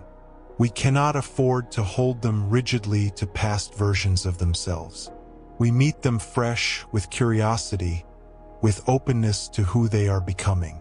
This applies equally to ourselves. We need not be imprisoned by past mistakes or fixed self-concepts. We are also flowing, also changing, also capable of moving in new directions. Consider the practice of deliberate appreciation. This is different from forced gratitude exercises that can feel hollow. It is simply the act of noticing what is here now, knowing that it will not always be here. You might hold a book that has sat on your shelf for years. You have always assumed it will be there, waiting. But nothing waits forever. Books yellow and crumble. Shelves are emptied. Homes are left behind. When you pick up that book with awareness of its impermanence, you might actually read it now. Or you might simply appreciate its presence more fully, the weight of it in your hands, the particular edition, the memories associated with it. This same awareness can transform how you experience places. A city street you walk every day becomes newly visible when you recognize it is changing constantly, that storefronts come and go, that the light falls differently with each season, that one day you will no longer walk this route. Not because you are rehearsing loss, but because you are awake to what is actually here. The Stoics practiced what they called the view from above, stepping back mentally to see themselves and their concerns from a broader perspective. We can combine this with awareness of impermanence. Imagine yourself from above, moving through your day. See how you are one small figure in a vast river of humanity, how everyone around you is also flowing, also temporary, also precious because of that temporariness. This perspective can make our frustrations seem smaller, but it can also make our kindness seem more important. When someone is rude to you in traffic or in a store, you might remember that you are both temporary beings having a difficult moment together. This recognition does not excuse harmful behavior, but it can prevent you from carrying anger forward. Why burden yourself with resentment over an interaction that is already dissolving into the past? The person who cut you off in traffic is already gone, already different, already caught in their own stream of change. You can let it flow past rather than clutching it close. The same applies to your own mistakes and regrets. You did something foolish, hurtful, or wrong. Perhaps yesterday, perhaps years ago. That action happened, and its consequences may still ripple outward. You can take responsibility for it, make amends where possible, learn from it. But you need not carry it as a permanent stain on an unchanging self. The person who made that mistake was real, and that person was you, but you are not fixed in that moment. You have continued flowing. You can acknowledge what was without being imprisoned by it. This is the Stoic distinction between acknowledging reality and being crushed by it. Yes, you made mistakes. Yes, you have suffered losses. Yes, difficult things have happened. All of this is true, and all of it is past, and you are still here, still flowing, still capable of moving toward wisdom and virtue even if you have strayed from that path before. In practical terms, this might mean developing a daily practice of release. Not a complicated ritual, but simply a moment at the end of each day when you consciously let it go. The day happened. It contained whatever it contained. Some things went well, others did not. You met it as best you could. Now it is over, already flowing downstream, joining the vast river of all past days. You acknowledge it, you learn from it, and you release it. This is different from suppressing or denying your experiences. If something significant happened, you may need to process it, speak about it, integrate it. But even then, there is a quality of holding lightly rather than clutching tightly. You can examine an experience without becoming entangled in it, just as you might hold an object up to the light to study it without fusing with it permanently. Think about your possessions, not in the sense of renouncing everything, which is not what the Stoics generally recommended, but in the sense of relating to things wisely. The Stoics distinguished between preferred indifference and actual goods. Wealth, health, reputation, these are preferred indifference. We might reasonably prefer to have them rather than lack them, but they are not the highest good, and they are all subject to change. The actual good, virtue itself, is something that cannot be taken from you as long as you maintain it. When you own something, a home, a car, a piece of art, a treasured heirloom, you can enjoy it fully while remembering that you are its temporary custodian. It existed before you possessed it, or it was made from materials that existed before. It will exist after you, or it will dissolve back into the elements from which it came. Your ownership is a brief span in its journey. This recognition does not diminish your enjoyment. In some ways, it enhances it because you are not burdened by the illusion of permanent possession. You cannot truly possess anything permanently. You can only experience things for a time. This understanding can also ease the pain of loss when objects are damaged or stolen. The loss is real, and it is natural to feel sadness or frustration. But when you have already recognized the temporary nature of possession, the loss is less shocking. You knew on some level that this was always possible, that all ownership is temporary. You can grieve what is gone without feeling that something permanent and essential has been torn from you. The same principle applies to larger life circumstances. Your job, your home, your social role, your daily routine, all of these are temporary arrangements. This does not mean they do not matter or that you should not invest yourself in them. It means you remain flexible, aware that circumstances change, prepared to adapt when they do. Consider someone who has built their entire identity around a particular career. They have worked in the same profession for decades. It has shaped how they see themselves, how others see them, how they structure their time and purpose. Then circumstances change. The industry transforms. They are laid off. They reach an age where retirement is expected, or their health changes in ways that make the work impossible. If they have clung rigidly to their professional identity as something fixed and permanent, this transition can be devastating, can feel like a death of the self. But if they have understood all along that this role was temporary, that they are not identical with their profession, that they are a flowing being who has moved through many roles and will move through more, the transition becomes manageable. Difficult, perhaps, sad, perhaps, but not annihilating. The Stoics recommended practicing this awareness deliberately. Seneca suggested contemplating the loss of things you value, not to torture yourself, but to prepare yourself. When you recognize that everything is on loan from the universe, that fortune gives with one hand and takes away with the other, you are not blindsided by change. You have already acknowledged its possibility. You have already practiced relating to what you have as temporary. This practice is sometimes misunderstood as pessimistic or morbid, but it is actually liberating. When you have faced the possibility of loss in your mind, the actual presence of what you have becomes more vivid. You appreciate your health more fully when you have acknowledged its fragility. You appreciate your relationships more deeply when you have recognized their temporariness. This is not dwelling on death but awakening to life. In conversation with others, this awareness can manifest as deeper listening. When someone speaks to you, you might remember that this particular conversation will never happen again. Even if you speak with this person tomorrow, it will be a different conversation in a different moment with both of you slightly changed. This recognition can help you be more present, more attentive, less likely to half-listen while planning what you will say next.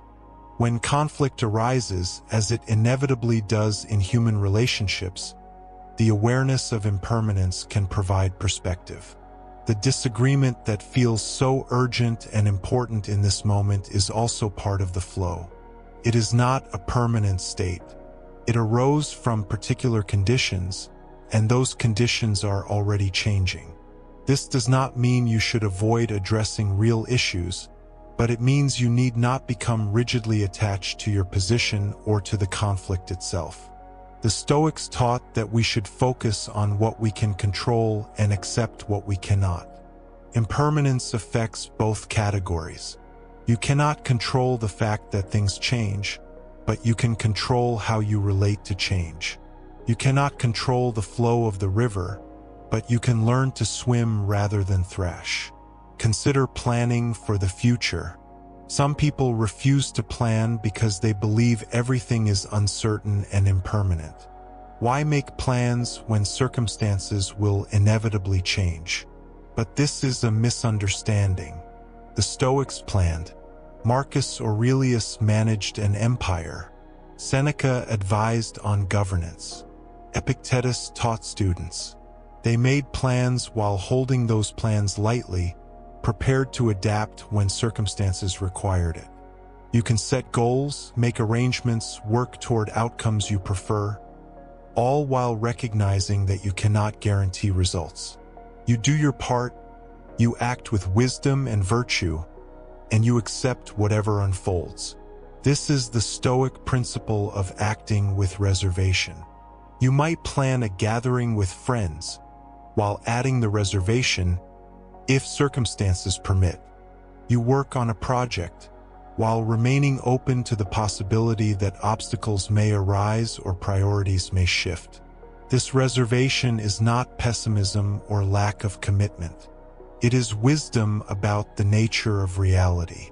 In your work, whatever form it takes, you can bring this quality of engaged flexibility. You commit fully to your tasks while remaining aware that circumstances may change, that today's urgent priority may become tomorrow's irrelevance, that the project you are building may need to transform or be abandoned. This awareness does not justify half-hearted effort. The Stoics believed in doing your work excellently regardless of outcome. But it prevents you from becoming brittle, from breaking when plans must change. Think about learning and growth. When you recognize that you are not a fixed entity but a flowing process, you can approach learning differently. You need not defend a static self-image. You can acknowledge what you do not know without shame. You can change your mind without embarrassment. You can develop new skills at any age, not because you believe in the modern mythology of endless self-improvement, but because you recognize that you are naturally changing anyway, and you might as well guide that change intentionally toward wisdom and virtue. The Stoics believed that the development of wisdom is a lifelong process. Even the sage, the hypothetical wise person, was understood to be rare. Most practitioners were progressing toward wisdom, making mistakes, learning, growing. This recognition makes philosophy livable. You are not required to be perfect, only to continue moving in the direction of virtue, to flow toward wisdom like a river flowing toward the sea.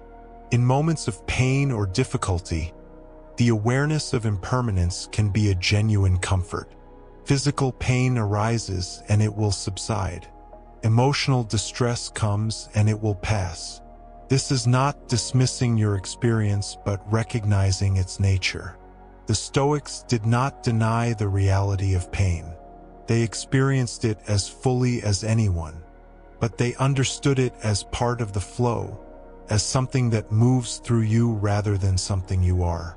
When grief arrives, as it must in any human life, you can allow it to flow through you. You feel it fully, you honor it, you let it express itself. But you do not dam it up or try to make it permanent. Grief changes over time. The acute pain softens into tender sadness, then into bittersweet memory, then into something integrated into the larger story of your life. This transformation happens naturally when you do not resist it, when you allow the river of grief to flow at its own pace. The practices we have been exploring are not techniques to master once and then possess forever. They themselves are part of the flow. Some days you will remember to hold things lightly, to appreciate impermanence, to move with flexibility. Other days you will forget, you will clutch and resist and demand permanence. This is natural. You are human, not a perfected sage. What matters is that you return to the practice, that you remember again, that you continue flowing toward wisdom even when you have drifted away from it. Consider creating small reminders for yourself, not in the sense of plastering your walls with motivational quotes, but in subtle ways that work for you. Perhaps you choose one object in your home that reminds you of impermanence, a plant that grows and changes, a burning candle that slowly diminishes, a flowing fountain, something that simply by its presence reminds you of the fundamental nature of reality. Or you might develop a phrase or question that you return to throughout the day. What is flowing right now? What am I clutching that I might hold lightly? How is this moment unrepeatable? These are not mantras to repeat mindlessly, but genuine questions to ask yourself when you notice you are resisting change or suffering from the illusion of permanence. The integration of these practices into daily life is itself a flowing process. You experiment, you discover what resonates, you adapt. What helps you connect with the wisdom of impermanence may be different from what helps another person. The Stoics offered principles and frameworks, but they expected each practitioner to work out the details of application in their own life. You might find that certain transitions in your day become natural times to practice awareness of change. The shift from sleep to waking, from work to rest, from solitude to company. These threshold moments, when one state flows into another, can serve as reminders of the constant transformation underlying all experience. When you engage with nature, whether walking in a park or simply noticing the weather, you encounter impermanence directly. Seasons change, leaves fall and return, water moves, clouds form and dissolve. Nature does not resist its own flowing. Trees do not cling to autumn leaves. Rivers do not refuse to flow to the sea. There is a teaching in this effortless transformation, a model for how we might relate to our own changes. The ancient Stoics often reflected on nature as a guide to understanding how to live. Not because nature is morally good in some sentimental sense, but because nature reveals the underlying patterns of reality. When we observe how things naturally flow and transform, we learn something about our own nature as parts of the natural world. As you move forward from this exploration, carrying these ideas into your daily experience, remember that the point is not to achieve some permanent state of enlightened detachment. The point is to develop a wiser relationship with impermanence, to suffer less from futile resistance, to appreciate more fully what is here while it is here, to move with greater flexibility through the inevitable changes of a human life. You will forget these insights. You will clutch and resist. You will mourn change and wish things could stay as they are. This is part of being human. But you will also remember again. You will release what you are clutching. You will flow again. And in that rhythm of forgetting and remembering, of resistance and release, you will gradually develop a different quality of presence, a different way of being with what is. The wisdom of impermanence is not something to grasp once and hold forever. It is something to return to again and again, like a river you step into repeatedly, never the same river, never the same person stepping. Each return deepens the understanding, integrates it more fully, makes it more available in moments when you most need it. And so these practical applications are not a final answer but an ongoing practice, not a destination reached but a way of traveling, not a permanent achievement but a continuous flowing toward wisdom, peace, and the clear-eyed acceptance of things as they actually are. We arrive now at the closing movement of our meditation on impermanence, having traveled together through the landscape of change, through the ancient wisdom of those who learn to flow rather than resist. We have explored the river in many of its forms, seen how Heraclitus gazed into waters that never remained the same, understood how the Stoics transformed his insight into a practical philosophy of peace. What remains is not to summarize, for that would suggest we have captured something fixed and final. Instead, what remains is to let these ideas settle naturally, like sediment finding its place after the current has moved through. The work we have done together is not separate from the flow we have discussed. This very listening, this very moment of reflection, participates in the great movement of all things. Consider how differently you might now perceive the changes occurring around you and within you, not through force or willful transformation, but through the gentle recognition that has emerged from sustained attention to truth. The Stoics did not demand that we become different people.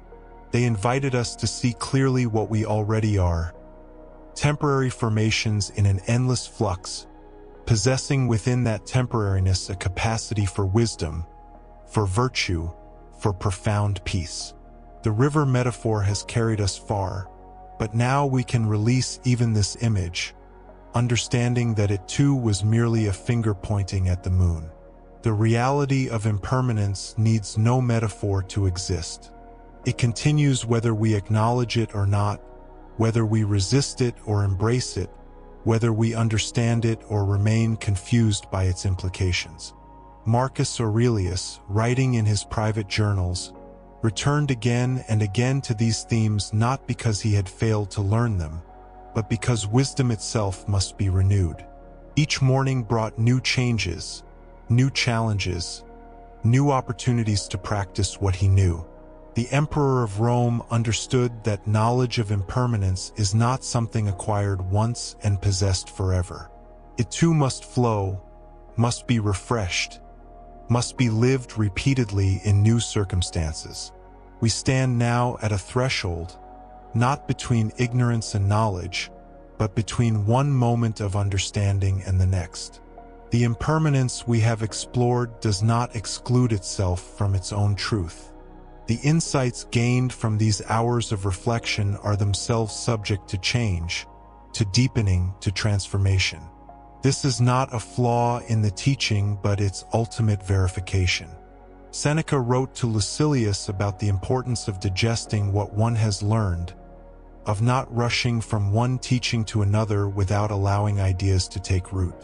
Yet he also knew that roots themselves grow and change, that even our deepest understandings must remain alive rather than calcified. The peace that comes from accepting impermanence is not the peace of death or stagnation. It is the peace of a tree that bends in wind, remaining rooted while moving freely. Think of how much anxiety dissolves when we truly internalize that all conditions are temporary. The difficult situation you face now will change. The pleasant circumstances you enjoy now will also change. Neither good fortune nor misfortune represents a permanent state. This is not pessimism, nor is it optimism. It is simply accurate perception of how existence operates. The Stoics distinguish themselves by their insistence on seeing things as they are. Epictetus taught his students to practice describing events without judgment, without addition, without the stories we habitually overlay onto raw experience. When we say, "This is terrible" or "This is wonderful," we have already moved beyond what is actually occurring into our interpretation of it. What would it mean to carry forward the understanding we have developed here? Not as a burden to be transported, for that suggests something heavy and separate from ourselves. Rather, how might this understanding inform the way we meet tomorrow, and the day after, and all the uncounted days that remain in our temporary passage through existence? The answer emerges not from intention but from integration. When we have genuinely understood impermanence, we do not need to remind ourselves constantly to accept change. Acceptance becomes natural, like breathing, like the beating of the heart. We simply find ourselves responding differently to circumstances that once would have disturbed our peace. This is the gift of sustained philosophical reflection. Ideas that initially seem abstract gradually reveal their practical power. We discussed at the beginning of this exploration how Heraclitus's vision of universal flux might have seemed merely theoretical, an interesting observation about the nature of reality. But the Stoics, practical philosophers that they were, recognized the profound implications for how one might live. When everything changes, when nothing remains the same, what can we depend on? The answer the Stoics provided remains as relevant now as in ancient Rome.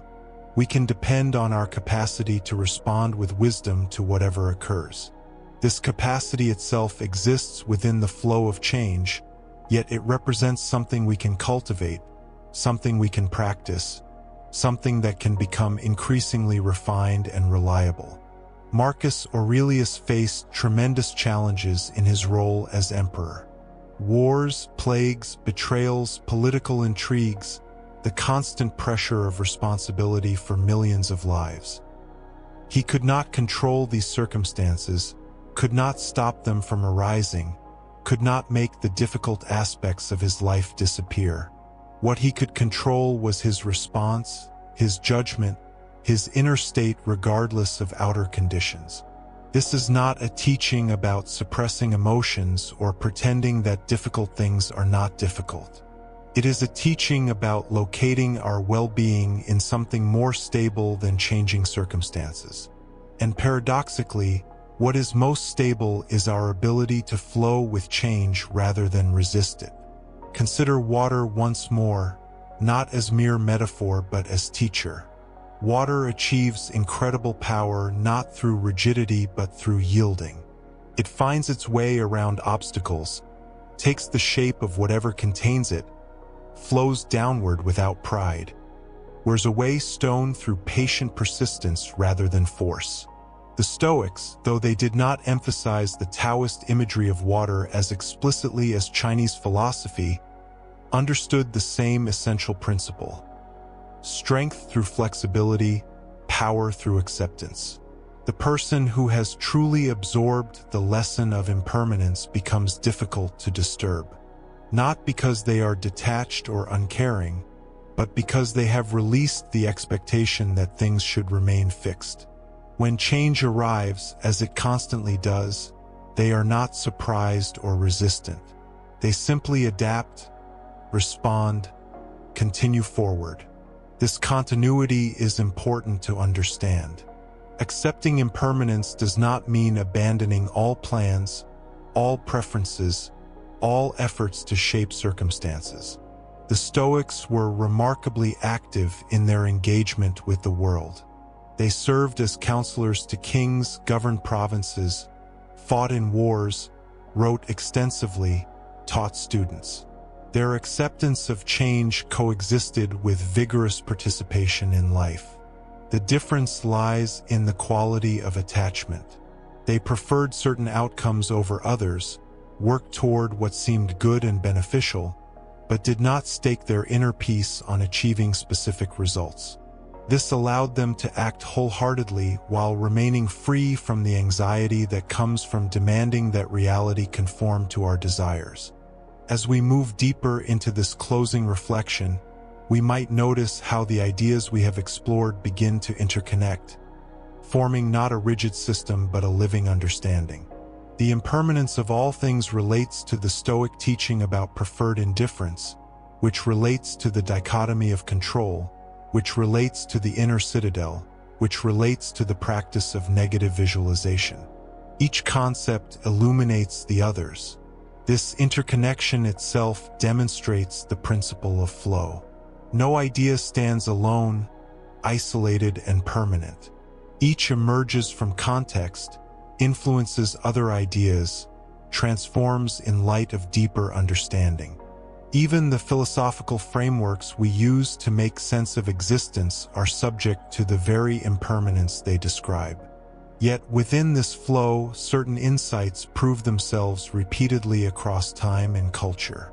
The recognition that clinging causes suffering appears in Greek Stoicism, in Buddhist teaching, in Taoist wisdom, in countless philosophical and spiritual traditions.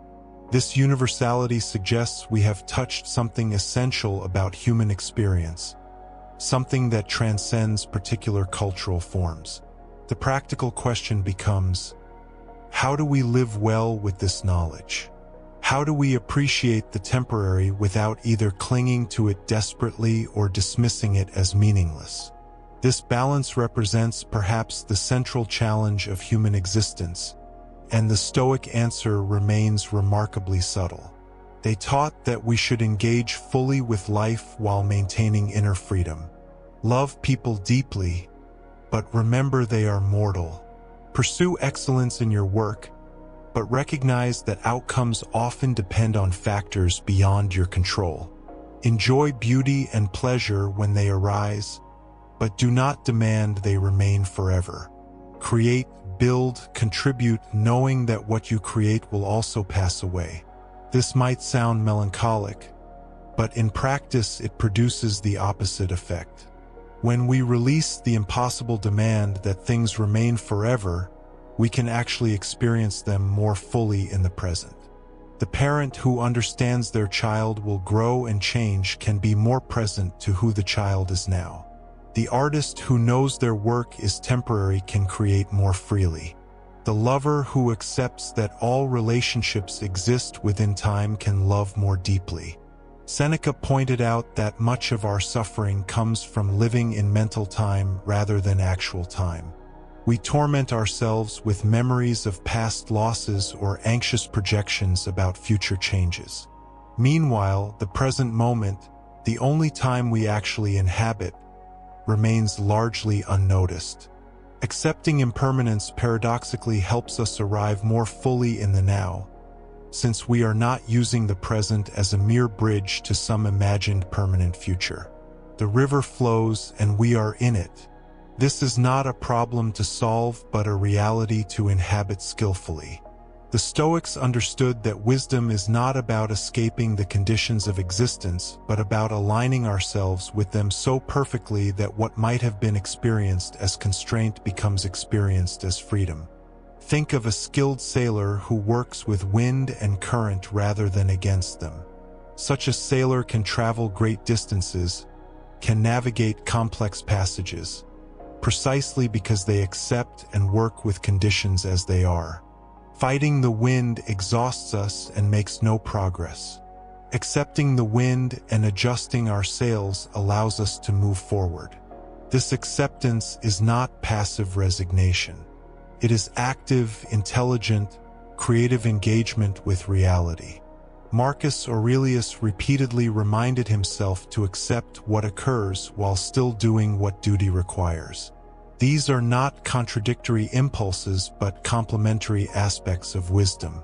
We accept that we cannot control whether we fall ill, but we can control whether we seek treatment and take care of ourselves. We accept that we cannot control others' reactions, but we can control the kindness and consideration with which we treat them. We accept that we will die, but we can control whether we live fully in the time we have. The hours we have spent together in this exploration represent their own small river, flowing from introduction through deepening understanding toward integration. If you have listened actively, learning and reflecting, you have engaged in the ancient practice of philosophy as the Stoics understood it, not mere intellectual exercise but transformation of one's way of being in the world. If you have allowed these words to wash over you more gently, perhaps as you rest or perform other tasks, you have participated in a different but equally valid form of learning. Sometimes understanding arrives not through focused analysis but through gradual absorption, like rain soaking into soil. The Stoics would have appreciated both approaches, for they recognized that wisdom takes many forms and arrives through various paths. What matters is that something has been touched, some recognition stirred, some possibility opened. You need not remember every example or concept discussed.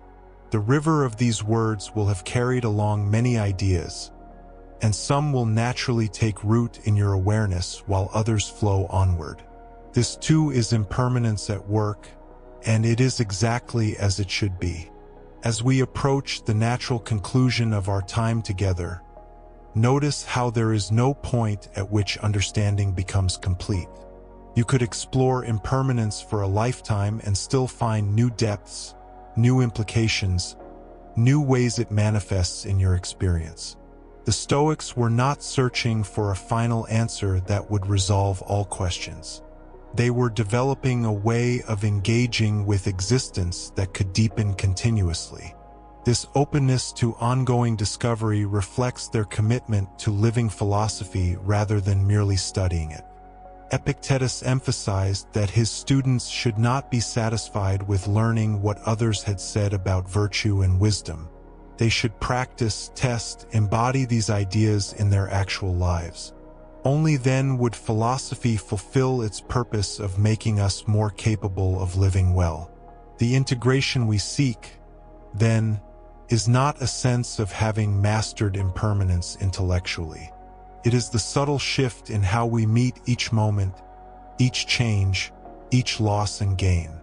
It is the decreasing intensity of our resistance to what is. It is the growing capacity to remain centered while everything around us transforms. In your own life, in the days that follow this listening, you will have countless opportunities to practice what we have explored. Something you value will change or end. Something you feared will arrive or pass without occurring. Something unexpected will emerge, shifting the landscape of your life in ways you could not have anticipated. These are not interruptions to your practice of Stoic philosophy. They are the very substance of it.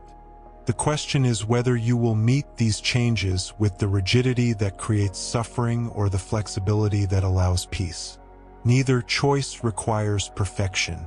The Stoics were remarkably patient with human limitation, understanding that we will often fall short of our ideals.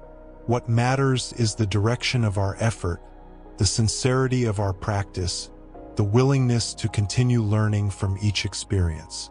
Marcus Aurelius frequently reminded himself of basic Stoic principles not because he was a poor student, but because he understood that wisdom requires constant renewal. Each morning brought new challenges that tested his understanding. Each evening offered opportunities to reflect on where he had practiced well and where he had fallen short. This rhythm of practice and reflection, of effort and self-honesty, characterized his approach to philosophy. You might adopt a similar practice not as a burden but as a support. Perhaps each evening, simply notice, where did I cling today? Where did I flow? Where did I suffer from demanding permanence? Where did I find peace in accepting change? These questions need not lead to harsh self-judgment. They are simply tools for increasing awareness. The beauty of the Stoic path is that it meets us wherever we are and invites us forward without requiring perfection. If today you managed even one moment of genuine acceptance, one instance of flowing rather than resisting, you have practiced successfully. Tomorrow offers new opportunities, and the day after that, in an ongoing rhythm that itself demonstrates the principle we have been exploring. Everything changes. This fact, which might have seemed threatening or melancholic when we began, perhaps now reveals another face. Yes, pain and difficulty are temporary, but so are joy and beauty. The temporariness itself becomes precious, lending to each experience a tender quality that permanence could never possess. When we know the cherry blossoms will fall, their brief blooming becomes almost unbearably beautiful. When we understand that this conversation, this sunset, this moment of peace will pass, we can meet it with full presence rather than distracted grasping. The Japanese aesthetic of mono no aware, the pathos of things, expresses this poignant beauty of impermanence in ways that complement Stoic wisdom. We release, finally, even the need for this exploration to have accomplished something specific. It has been what it has been, and that is enough. You have brought your own attention, your own life experience, your own questions and insights to these hours. What has emerged from that meeting between ancient wisdom and your present awareness belongs to you now, to use or set aside as seems appropriate.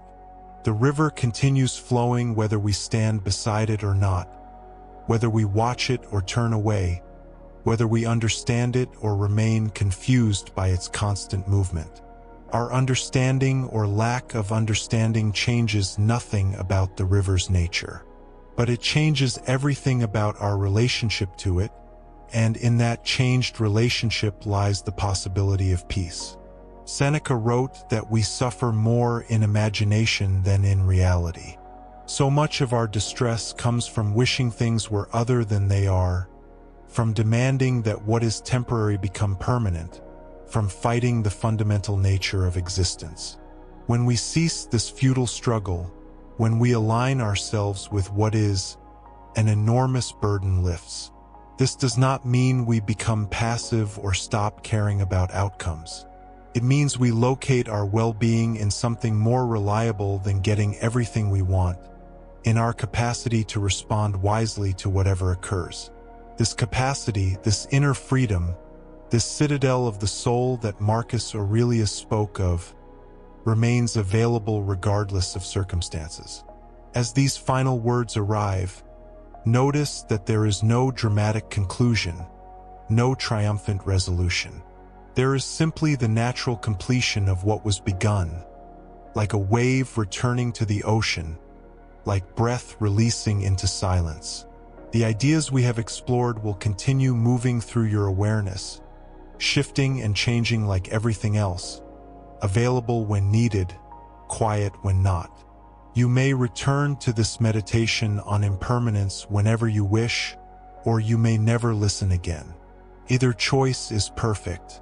The river flows on, and you flow with it, carrying whatever understanding has taken root, releasing whatever was meant only to pass through. The Stoics bid us remember that we are like actors in a play we did not write, performing for a time on a stage that existed before us and will continue after us. Our task is not to control the play, but to perform our part with excellence, with virtue, with presence.